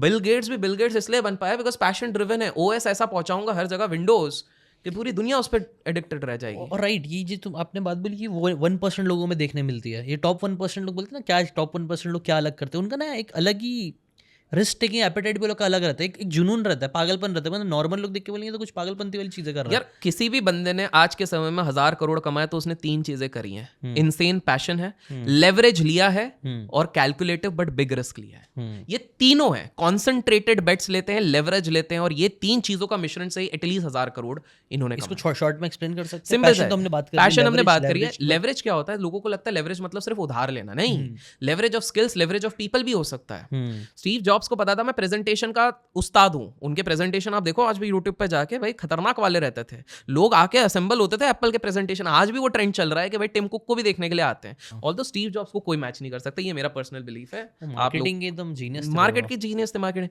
बट उनको पता था मैं टेक्निकल का अच्छा बंदा नहीं हूं, तो टेक्निकल स्टीव वॉजनाइक को ही संभाल ले, तो वॉजनाइक संभालते थे। लेवरेजिंग ऑफ पीपल, सही बंदे को सही जगह पे फिट करा। आप सारी चीजें परफेक्टली नहीं कर सकते हो। अगर शाहरुख खान बोलेगा कि मैं एक्टिंग भी करूंगा, गाना भी गाऊंगा, डांस भी मैं करूंगा, डायरेक्शन भी मैं करूंगा, और मेरे पीआर भी मैं खुद करूंगा, नहीं कर पाएगा। दैट इज द रीजन कि शाहरुख खान की सेक्रेटरी को साल भर का 6 करोड़ रुपए सैलरी ऐसे ही नहीं मिलती है।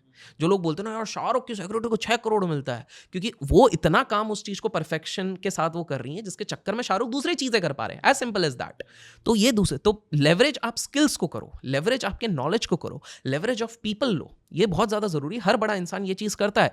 मुकेश अंबानी की अगर मैं बात करूं तो मुकेश अंबानी के मेजर डिसीजंस तो वो लेते हैं, लेकिन उनके एब्सेंस में, जब इतने 2-3 महीने शादी में थे, कौन ले रहे थे? उनके एक मोदी हैं, नॉट द प्राइम मिनिस्टर, एक और मोदी हैं, इनके ही बहुत घनिष्ठ मित्र हैं, इनके बचपन के दोस्त हैं। ओके। वो इतने बड़े डिसीजन लेते थे। पता है उनको 1600 करोड़ का घर मुकेश अंबानी ने एक व्यक्ति को, इनको गिफ्ट किया हुआ था। 1600 करोड़ क्यों? तो जस्ट इमेजिन कितना प्रॉफिट बना के देते होंगे ये। आप समझ रहे हैं इस बात को? तो you got to understand, he leverage the right person at the right place of right point of time. Right, अकेले गेम नहीं खेल सकते। कई बार जो छोटे लेवल पे लेते हैं ना, मुझे लगता है लोग यही छोटे लेवल पे ना ईगो में बहुत रहता है। मतलब मैं नहीं, हम आना पड़ेगा, वी एटीट्यूड आना पड़ेगा। और वो वी आपसे स्मार्ट लोग होने चाहिए आपके साथ, बोला जाता है ना। तो वही वाली चीज हो गई। तो लेवरेज ये हो गया, पर्पस हो गया, कैलकुलेटिव एंड इनसेन रिस्क। यार सिंपल सी बात है। लोग बात करते हैं 1992 में एक हंगेरियन ट्रेडर आया जिसने bank of America, bank of England को पूरी तरीके से तोड़ दिया था। ये कौन था? ये जॉर्ज सोरोस था। पर लोग ये नहीं बात करते कि भाई जॉर्ज सोरोस ने उस समय पर अपने क्लाइंट के 50% कैपिटल को लगा दिया था, तब जाके 8000 करोड़ रुपए उसने एक दिन में बनाया था। 50%। अब नॉर्मल किसी ट्रेडर इन्वेस्टर को पूछो 1% रिस्क, 2% रिस्क। भाई हर बंदा जिसने सबसे बड़ा पैसा बनाया उसने ये रूल ही नहीं फॉलो किया है।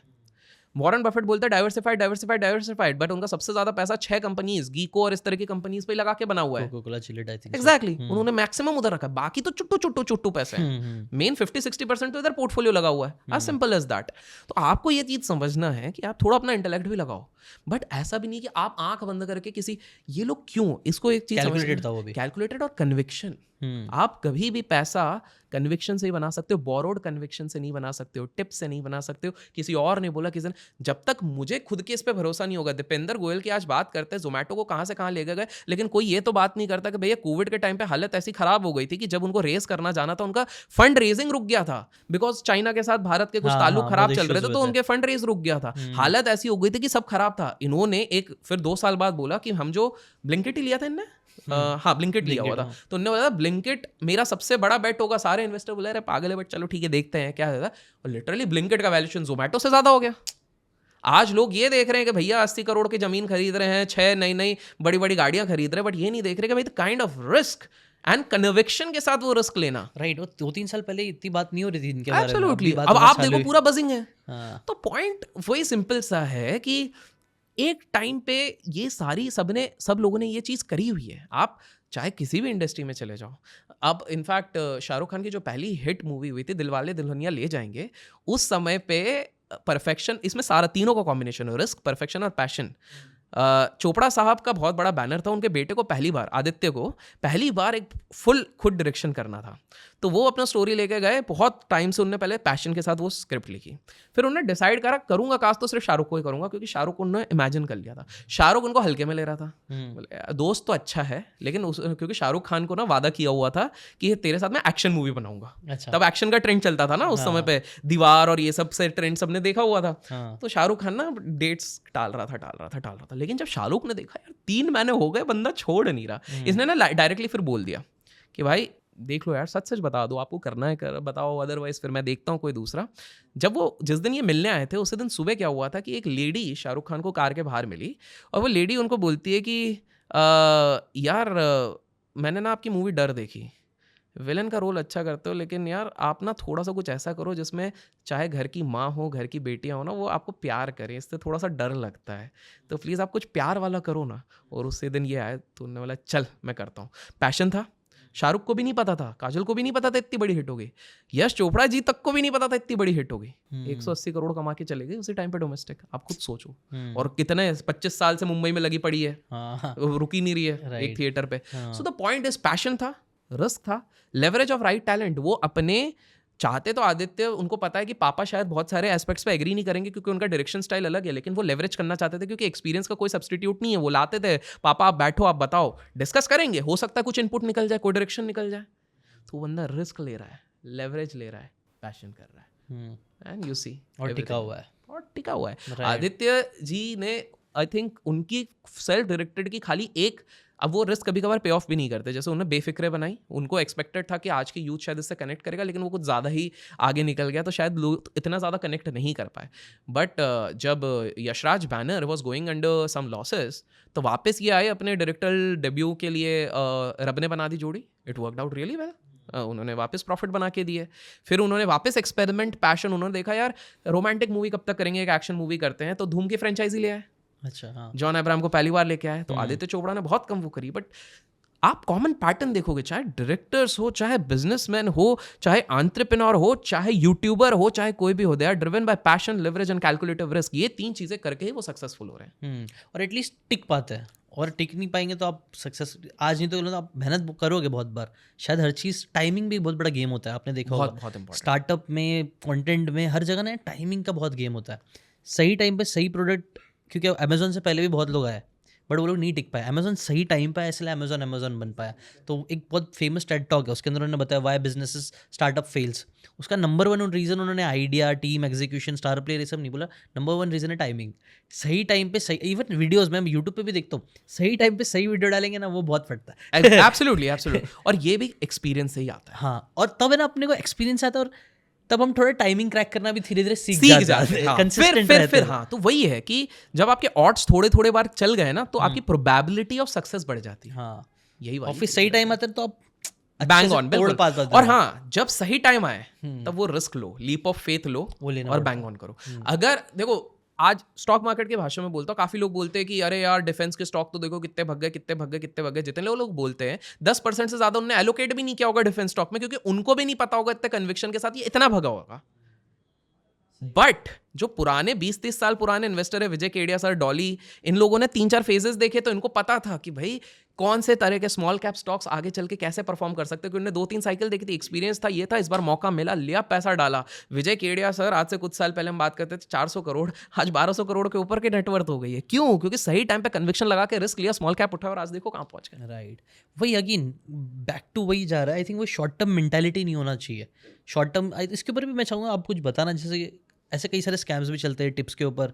कोई तो मैंने आपका ही वीडियो देखा था, आई थिंक सो टेलीग्राम के ऊपर, टेलीग्राम का स्कैम चल रहा है, बड़े बड़े जो 50 करोड़ के स्कैम। यार देखो, वो तो सबसे फर्जी है। अगर इतना आसान होता है, जितने लोग ट्रेडिंग की दुनिया में दिखा रहे हैं, लाखों करोड़ों रुपए रोज बन रहे हैं, तो या आज के टाइम पे एटलीस्ट फोर्ब्स लिस्ट में आ चुके होते, कोई भी नहीं दिख रहा है। ये खुद ही पेड कुछ पब्लिसिटी करा के एक आध दुक्का न्यूज़पेपर में अपना निकलवा देते हैं, उसमें नीचे भी लिखा रहता है this is from third party. अगर आप ध्यान से पढ़ोगे तो पता लग जाएगा किसी और का है।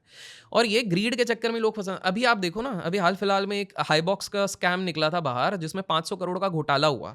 हमारे देश का सबसे बड़ा दुर्भाग्य क्या है पता है? हमारे देश की जनता जो छपरीगिरी करेगा उसको सबसे ज़्यादा व्यूज़ देंगे, 20-50 मिलियन देंगे, जो एजुकेट करने आएगा उसको सबसे कम व्यूज देंगे, उसको गाली देंगे, गाली भी देंगे, गाली गलत देंगे, कर रहा है, गलत कर स्कैम कर रहा है, स्कैम कर रहा है। यहीं पर ये हाईवॉक्स के केस में आप ही लोग कमेंट्स में बताओ कितने बड़े बड़े इन्फ्लुएंसर्स का नाम, ये हम नहीं कह रहे हैं, ईडी के नोटिस आए हुए हैं, गवर्नमेंट के नोटिस आए हैं, इतने बड़े बड़े लोग इन्वॉल्व थे, बड़े बड़े इन्फ्लुएंसर है भाई, जिनके पीछे सब लोग बाहर है, भाई ये भाई आ गया, ये भाई आ गया। आप टेक्निकली सोचो, आपका समय लिमिटेड है इस दुनिया में, आप उसको किस चीज़ में यूज़ करो। या तो आप नॉलेज गेन कर लो, कुछ शॉर्टकट्स, मतलब शॉर्टकट्स तो नहीं बोलूँगा, बट हाँ कुछ इनिशिएटिव्स ले लो, कुछ आइडियाज़ आ जाए, स्पार्क हो जाए, या तो आप ये इस चीज़ में मोटिवेटेड हो जाओ, या आप यही देखो, हाँ मम्मी घर में हल्दी खत्म हो गई है, हाँ मम्मी मेरे घर पे तेल खत्म हो गया, ये सब देखो, आपको क्या वैल्यू मिल रहा है। एंटरटेनमेंट एक लेवल तक सही है, बट अगर आप पूरा दिन ही एंटरटेनमेंट पे आप निकाल रहे हो तो आपका दिमाग तो भ्रष्ट होना है। दुनिया में वो इंसान कभी भी आगे नहीं बढ़ेगा जो दिन भर सिर्फ कंज्यूम कर रहा है, वही आगे बढ़ेगा जो प्रोड्यूस कर रहा है, क्रिएट कर रहा है। तो आप एट द एंड, अगर मैं ये भी कहूंगा, अगर आज ये पॉडकास्ट इधर तक कोई अगर टिका है, कमेंट्स में बताओ, अगर इधर तक टिके हो, बहुत बड़ी बात हो जाएगी। हाँ, ये बहुत बड़े तो कम लोग ही होंगे, लेकिन बहुत कम लोग हैं, बट हो तो आप इधर पॉज करके लिखो कि आई एम हियर। अगर उन लोगों ने वो इधर तक रुके हैं, that means they are committed for their own perfection, जो हमने सेल्फ ग्रोथ की बात करी हुई है। और यही वो 2% लोग होंगे जो कुछ बड़ा कर, जो कुछ आगे कर पाएंगे, बिकॉज बाकी लोग या तो बीच में गिव अप कर चुके हैं।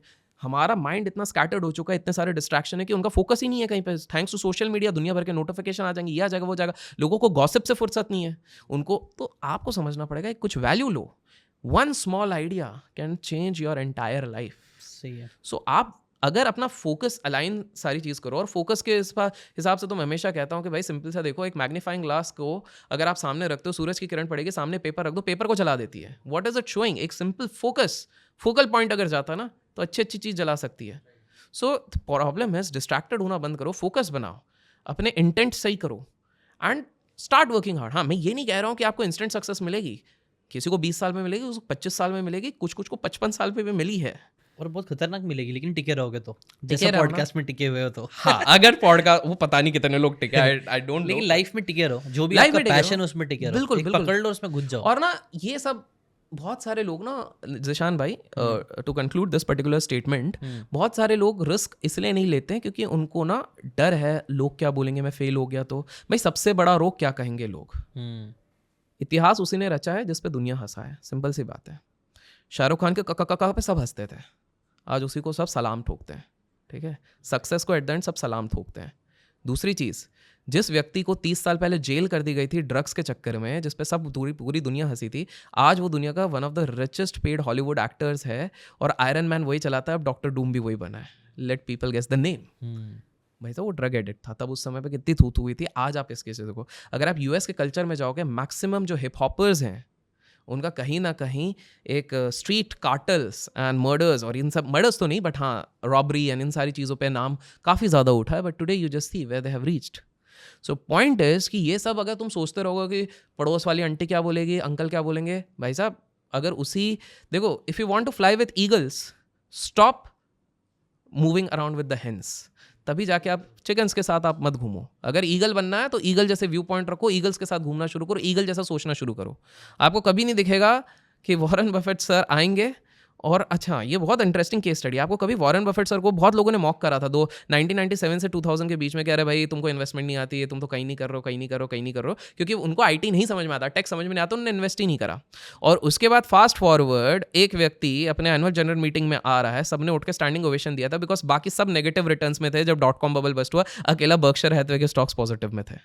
It was because of the legend Warren Buffett. 4 साल कुछ नहीं किया, मौकरी झेली, लेकिन उन्होंने कभी पलट के आंसर नहीं दिया, क्योंकि पलट के आंसर देना भी तो भारी पड़ता है। अभी हाल फिलहाल में हमारे देश के एक कॉमेडियन ने, एक फेमस कॉमेडियन ने एक स्टेटमेंट दिया एक अच्छी कंपनी के ओनर को।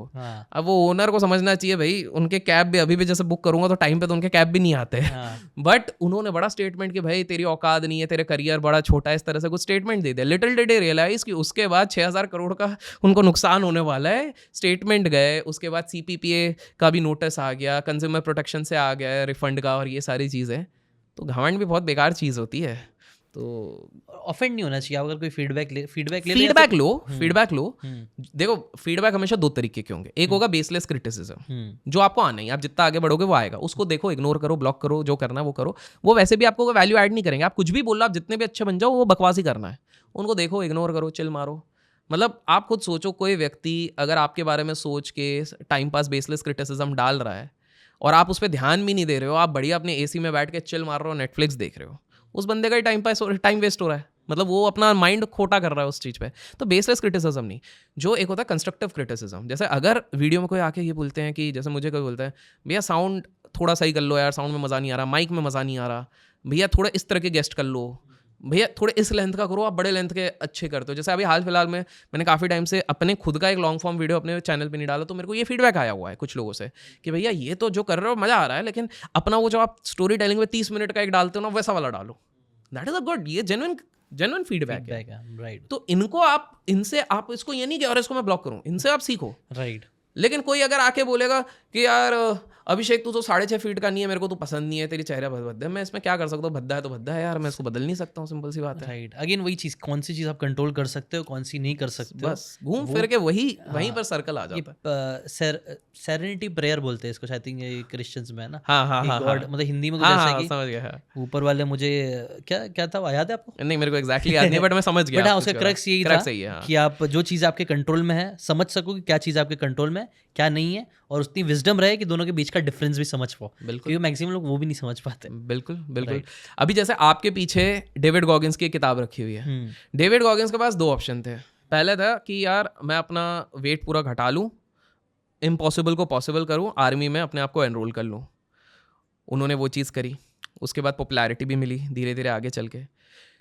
दुर्भाग्यवश ही लॉस्ट हिज हेयर्स। अब उनके पास 2 ऑप्शन थे, या तो मैं लोगों की ये सुनते रहूँ कि भाई तू बाल उगा ले, ये कर ले या कर ले, otherwise I focus on iron marathon जो होते हैं, सारे जो लीग वाले मैराथन होते हैं। He decided to do this thing. आज उनके ऊपर अगर किसी को मूवी बनानी है, उसके कितने करोड़ों में वो राइड देने को रेडी हैं, आप सोचो। मतलब he has created, built up the empire, he has inspired many. तो आपके पास हमेशा ये एक ऑप्शन रहता है, क्या आपके कंट्रोल में है, क्या आपके कंट्रोल में नहीं है। आप डिसाइड करो, आप उस चीज़ पे वर्क करो, and always ask for your self, क्या वो चीज़ आपको वो हैप्पीनेस देगी, क्या वो मैटर करेगी। If yes then work around it, right. If not. David Goggins तो मतलब बहुत इंस्पायरिंग है, मुझे बहुत पसंद है। मैं तो सजेस्ट करूंगा कि भाई कांट हर्ट यू, ये किताब नहीं पढ़ी है तो पढ़ो यार। Right. इस चीज़ को मेरे को रॉयल्टी नहीं है इस चीज़ के लिए, बट बिल्कुल आप पढ़ो, बहुत प्यारी किताब है। राइट। तो वही, उसके अंदर भी उन्होंने पूरा सेल्फ डेवलपमेंट, सेल्फ के ऊपर फोकस किया। चलो coming back to stock market में पूछना चाहूँगा फ्यूचर, अभी तो हमने काफ़ी अभी करंट ट्रेंड की बात कर ली है, और कोई आगे कैसा लग रहा है, अभी क्या होने वाला स्टॉक मार्केट में? कुछ क्रैश आने वाला है, आगे बढ़ने वाला है? स्टॉक मार्केट इतने आसानी से क्रैश नहीं होगा। इसको इंडियन मार्केट की बात कर रहा हूँ, उसका सिंपल सा रीज़न है यार, इंडियन मार्केट में ना अभी अनइंटेंडेड फ्लोज बहुत आ रहे हैं। अर्थ समझते हैं इसका। आज अगर आप एक नॉर्मल किसी भी प्राइवेट सेक्टर एम्प्लॉय से जाके पूछोगे कि बॉस आपकी सैलरी का क्या हो रहा है, बोले एक पार्ट कट जा रहा है, TDS VDS जा रहा है, ये जा रहा है, और एक पार्ट जाता है SIP में। बोले कौन से SIP में? मोस्ट ऑफ द केसेस में इनको ये भी नहीं पता। वो बोल देंगे या तो एजेंट देख रहा है, या तो मैंने 2 म्यूचुअल फंड लिए थे उसी में लगा रहा हूँ, दैट्स इट। उनको ये भी नहीं पता म्यूचुअल फंड का मैनेजर कौन है, उनको ये नहीं पता म्यूचुअल फंड कहाँ पे लगा रहा है, उनको ये भी नहीं पता इक्विटी क्या होता है, डेट क्या होता है, हाइब्रिड फंड क्या होता है। बट बिकॉज थैंक्स टू 2020 के बाद जो अवेयरनेस फैली है, कहीं ना कहीं लोगों ने एक धारणा बना ली है SIP अच्छा है। तो इस चक्कर में क्या हो रहा है कि काफ़ी ज़्यादा फ्लोज आ रहे हैं। जैसे जो EPF एम्प्लॉयमेंट प्रोविडेंट फंड होते हैं, $8 बिलियन का एम्प्लॉयमेंट प्रोविडेंट फंड होता है, जिसका 1% ऑटो डिडक्ट होकर ETFs में लगता है, लोगों को पता ही नहीं है। ठीक है, इंश्योरेंस का पैसा कहाँ जा रहा है? आप लोग जो इंश्योरेंस लगाते हो वो भी स्टॉक मार्केट में ही घूम फिर के आता है। सबसे बड़ा इन्वेस्टमेंट इंश्योरेंस के मामले में LIC करता है स्टॉक मार्केट में। 60,000 करोड़ के भी ऊपर का वो अपना इधर एक एम्पायर बना के चुका है। ठीक है, तो आपको ये चीज़ समझना है, ये अनइंटेंडेड फ्लोज है। मतलब आप और मैं ये सब सोच समझ के नहीं कर रहे हैं, हमने बस ये सोचा है कि 15 साल बाद, क्योंकि हमने एक नरेशन सोशल मीडिया इन्फ्लुएंसर से सुना है कि 15% से कंपाउंड होगा तो हमारा इतना पैसा बनेगा। तो आपको पता नहीं है वो ऑटो डिडक्ट हो रहा है, कट रहा है, एजेंट्स कट रहा है, which is a good thing. ऐसा फ्लो इतना है जिसके चक्कर में हमारे पास 3 साल का लीवे है, 3 से 4 साल का। मतलब 4 साल तक अगर हमारी अर्निंग ग्रोथ उतनी ज़्यादा भी नहीं हुई तो हम क्रैश नहीं होंगे, हम करेक्ट होंगे। डिफरेंस है, क्रैश मतलब आप बोल रहे हो एक दिन में 28-30%, क्रैश कब होंगे? एक पॉसिबिलिटी है, कोई बोलेगा कि अभिषेक ने बोला क्रैश नहीं हो सकता। क्रैश तभी होगा या तो एक खतरनाक वाला ब्लैक स्वैन इवेंट आ जाए, जैसे let's take an example, Putin भाई साहब ने न्यूक वॉर कर दिया। अब वो तो मेरे और आपके हाथ में नहीं है, किसी ने सोचा भी नहीं, आउट ऑफ द ब्लू हो गया, न्यूक वॉर हो गया तो बहुत बड़ी चीज़ हो जाती है। वर्ल्ड वॉर हो गया, बहुत बड़ी चीज़ हो जाती है। कोरोना का कोई बाप आ गया, बहुत बड़ी बात चीज़ हो जाता है। ऑल्दो कोरोना के काफ़ी वेरिएंट्स आए, अब तो लोग सोचते भी नहीं है। तो पहली चीज़ ये अनइंटेंडेड फ्लो इतना ज़्यादा है। दूसरी चीज़ है, लोगों को लगता है कि हमारे मार्केट में म्यूचुअल फंड अब तो कुछ ज़्यादा हो रहा है। देख रहे होगे, आप सुनते होगे लोग, अरे बहुत ज़्यादा हो रहा है तो कहीं रुकेगा। क्यों रुकेगा भाई? आप इस चीज़ को समझो ना। ओवरऑल मार्केट कैपिटलाइजेशन यूएस की आप बात करो, $54 ट्रिलियन के आसपास चलती है। वहाँ पर $83 बिलियन का हर मंथ के आसपास एसआईपी इन्फ्लोज आता है। हमारे देश की बात करो, टोटल मार्केट कैपिटलाइजेशन $5.5 ट्रिलियन के आसपास total market capitalisation formalise unformalise sector में लाके हो रहा है, जो हमको पता है, ठीक है। उसमें से आता है करीब 2.5 to 2.5 बिलियन डॉलर्स का हमको इन्फ्लोज आ रहा है। अगर आप परसेंटेज वाइज कैलकुलेट करते हो तो बाहर विदेश में 0.15 से 0.2% का वहां पर इन्वेस्टमेंट हर महीने हो रहा है। हमारे इधर 0.05% हो रहा है। अच्छा, थोड़ा मैथ्स कीजिए, हम अभी भी उस पार पे नहीं है। तीसरा चीज बोलेंगे, वैल्यूएशन बहुत ज्यादा है। जो लोग स्टॉक मार्केट के, वैल्यूएशन बहुत ज्यादा है। अरे भाई, हमारे इंडेक्स का वैल्यूएशन इसलिए ज्यादा है क्योंकि कुछ ऐसे कॉन्स्टिट्यूएंट है जिसका वैल्यूएशन हमेशा से ज्यादा रहा है। आप हमारे इंडेक्स से नेस्ले और एचयूएल को हटा दो जिनका पी वैल्यूएशन ज्यादा है, तो अपने आप वैल्यूएशन नॉर्मल हो जाएगा। अच्छा, हमारे इसमें कौन से सारे के सारे आईटी टेक स्टॉक भरे हैं? देखिए, यूएस की अगर आप बात करोगे तो टॉप 10 में से 60 टेक स्टॉक्स हैं। अच्छा, 3 अलग स्टॉक्स हो गए, एक बर्कशायर हैथवे हो गया, एक मैं नाम भूल गया, लोग कमेंट्स में अगर गेस कर सके, लिली या इलिली करके है, जो पेट घटाने के, मोटापा घटाने की दवाई बनाती है, तो वहाँ पर बहुत ज़्यादा प्रचलन चल रहा है, तो वो एक हो गया है। और एक एक्सॉन मोबिल जो पेट्रोकेमिकल्स एंड पेट्रोल पे है। इसके अलावा सारे टेक कंपनीज हैं। हमारे इधर आप देखो ना, इनकी ये जो 7 जो मैं कंपनीज की बात कर रहा हूँ, क्यूमुलेटिव ये $17 ट्रिलियन की मार्केट कैपिटलाइजेशन रखते हैं। अगर हमारे इधर के सिर्फ मार्केट कैपिटलाइजेशन ऑफ दिस की बात करें तो 3-3.5 ट्रिलियन है। मतलब पूरे मार्केट के 5,000 कंपनियां भी मिला दो तो हम उनके करीब नहीं आए। हम एक इमर्जिंग इकोनॉमी, इसको एक चीज़ समझिए, हमारा एक्चुअल ग्रोथ कब रुकेगा? जैसे चाइना से हमको इन्फ्लुएंस लेना चाहिए। जो 1980s और 85s में चाइना में हो रहा था, वो अभी भारत में हो रहा है। वो ग्रोथ हो रहा है, यंग पॉपुलेशन बढ़ रहा है, इनोवेशन आ रहा है, न्यू चीज़ें को अडॉप्ट कर रहे हैं, रिस्क टेकिंग कैपेसिटी बढ़ रही है। जैसे यूएस में 401k का ट्रेंड आया था, वैसे एसआईपी का ट्रेंड आया हुआ है। तो ये सब ट्रेंड्स आए हैं। यूजुअली देखा गया है ग्लोबल इकोनॉमीज में, जब ये 18 से 20 ट्रिलियन डॉलर के आसपास पहुंचते हैं और उसके बाद इनोवेट नहीं करते, तो वहाँ पर सैचुरेशन आता है और डिप आने लगता है।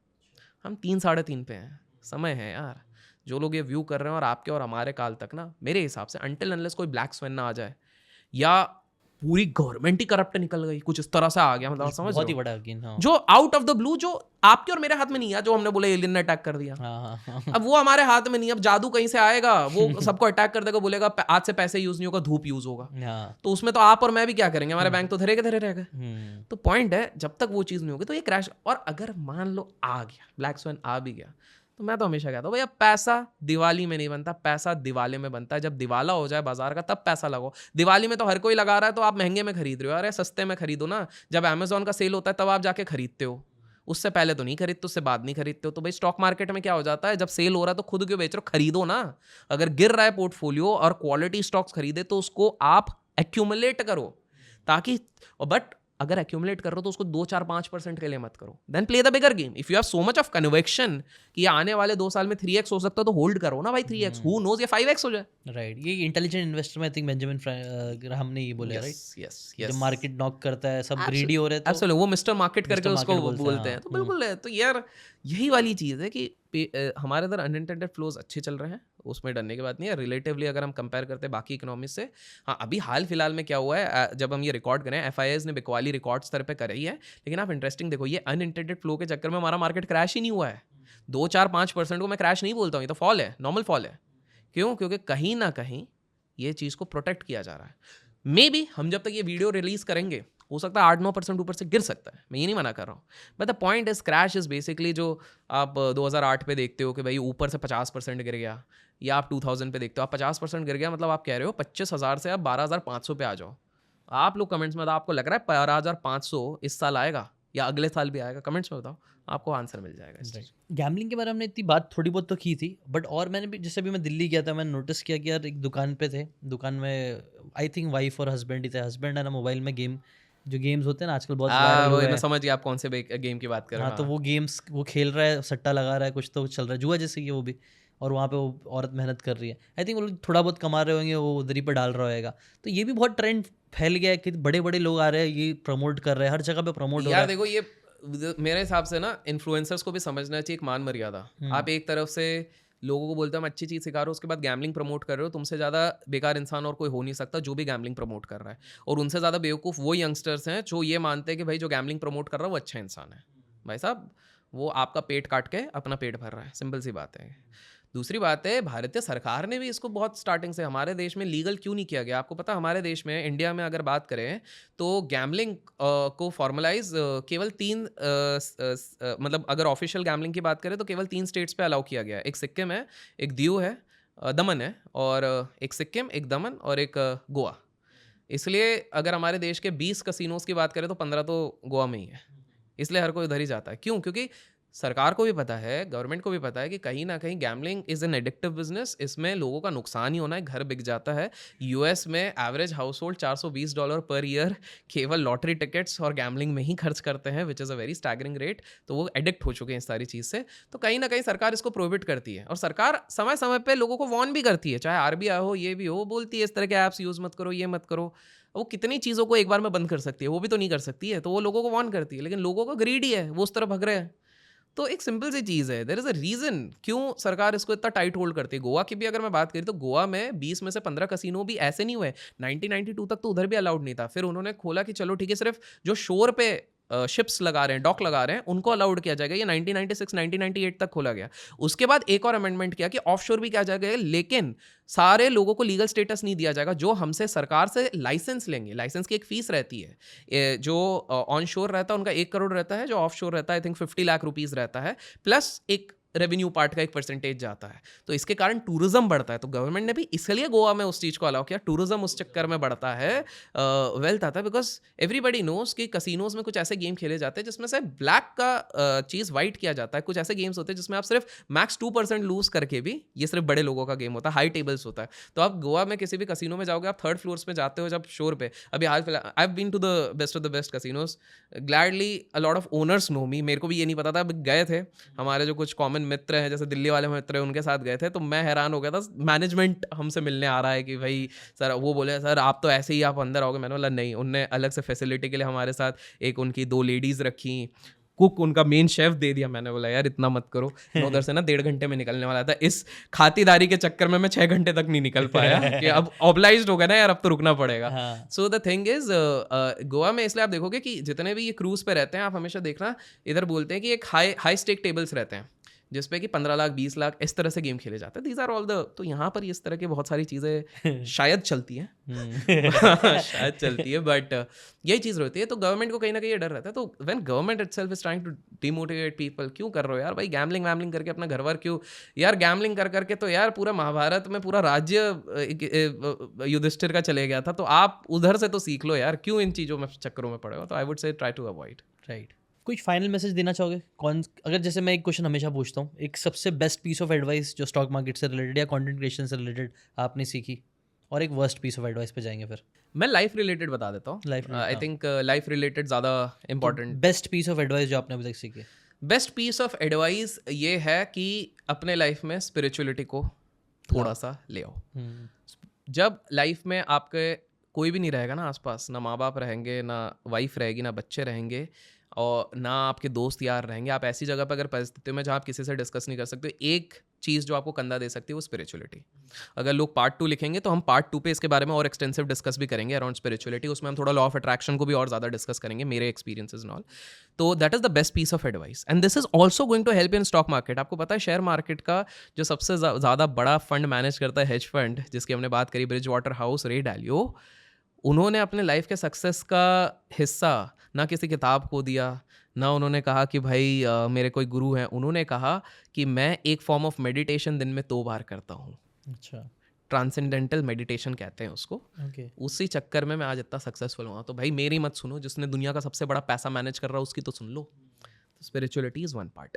And the worst piece of advice is कि not just in stock market, in general, ये यूजुअली अनफॉर्चुनेटली हमारे घर के आसपास वाले लोग ही दे देते हैं कि तुम एक चीज़ में फेल हो गए ना तो सिर्फ सेफ ही खेलो, तुम फेलियर हो, सेफ साइड खेलो। There are various stages in my life जहाँ पर मैंने फेलियर्स बड़े बड़े फेस किए हैं जो लोग सोच भी नहीं सकते, not just monetary, with other aspects also जो मैंने फेस किए हुए हैं। आई डोंट वोकलाइज, मेरे को सिंपैथी गेन नहीं करनी है। हर बार ये कहा गया था कि भाई फेलियर हो, ये चीज़ नहीं हो पाएगी। एंड आज वही लोग मेरे पास आते हैं सलाह मशवरा के लिए कि भाई तू तो बड़ा आदमी बन गया, ये सारी चीज़ हो गई है. तो never let others opinion become your reality. Set your own passion, your own narration and show the world कि भाई आप अपने लाइफ के मास्टर हो. Very powerful. आई थिंक ये कंक्लूड करने के लिए बेस्ट पीसेस ऑफ दोनों बेस्ट पीस हो गई. वर्स्ट को भी आप बेस्ट बना दो जो उसको उल्टा करना है, बिल्कुल. और बेस्ट पीस तो मिली गई है स्पिरिचुअलिटी. ये मैं रिलेट करूंगा भाई जो आपने बोले ना, बहुत सही है. और वो एक स्पिरिचुअलिटी होना, मतलब स्पिरिचुअलिटी का मतलब मुझे तो ये लगता है कनेक्शन विद गॉड. एग्जैक्टली. मतलब लोगों ने स्पिरिचुअलिटी को रिलीजन से मिला दिया है. नहीं यार, I don't believe in that. अगर स्पिरिचुअलिटी को आप रिलीजन से मिला देते हो कि भाई पूजा पाठ करने वाला ही स्पिरिचुअल है, तो इस हिसाब से ना क्रिश्चियन स्पिरिचुअल हो पा रहे हैं, ना कोई दूसरा कॉम वाले स्पिरिचुअल हो पा रहे हैं, which is completely wrong. Spiritual is different. इसके बारे में अपन कुछ सेकंड पार्ट के लिए रखते हैं. चलो ठीक है, ठीक है. आप अगर आपको कोई भी क्वेश्चन रहेगा आप कमेंट सेक्शन में ज़रूर पूछ लेना. अभिषेक भाई से ऑफिस से हम मिलेंगे, ऑफिस से बात कर लेंगे. कोई बुक का अगर हुआ तो हम कोई बुक पकड़ के भी बात कर सकते हैं. बिल्कुल बिल्कुल. एक बुक पे अपन बहुत जल्द बात करते हैं. कोई एक बुक पकड़ के हम लोग बात करेंगे. लोगों के रिकमेंडेशन ले लेते हैं. अगर आप लोग अभी तक टिके हुए हो तो आप लोग कमेंट करके ज़रूर बताना कि कौन सी बुक पे हमें बात करना चाहिए, कोई एक बुक पे. थैंक यू सो मच अभिषेक भाई, मजा आया बात करने. एक्चुअली मालूम भी नहीं पड़ा इतना लंबा पॉडकास्ट हो गया. मैंने बोला आप, हमने सोचा था 1 घंटे के आसपास का करेंगे, 1 hour 50 minutes का तो अभी तक हो चुका है. So thank you so much. आपके पास बहुत सारी चीज़ें हैं, मैं तो कितने सारे क्वेश्चंस मैंने जाने दिया. मतलब मेरे को लग रहा था आते आते मैंने बोला जान तो आप ऑलरेडी फ्लो में. कोई नहीं, अपन पार्ट 2 बहुत जल्द करेंगे. लोगों का अगर प्यार आया, लाइक्स आए, कमेंट्स आए तो फॉर श्योर ऑफिस से मिलेंगे. थैंक यू सो मच अभिषेक भाई, अपने time thank you so much. मिलते हैं ऑफिस. Okay, bye.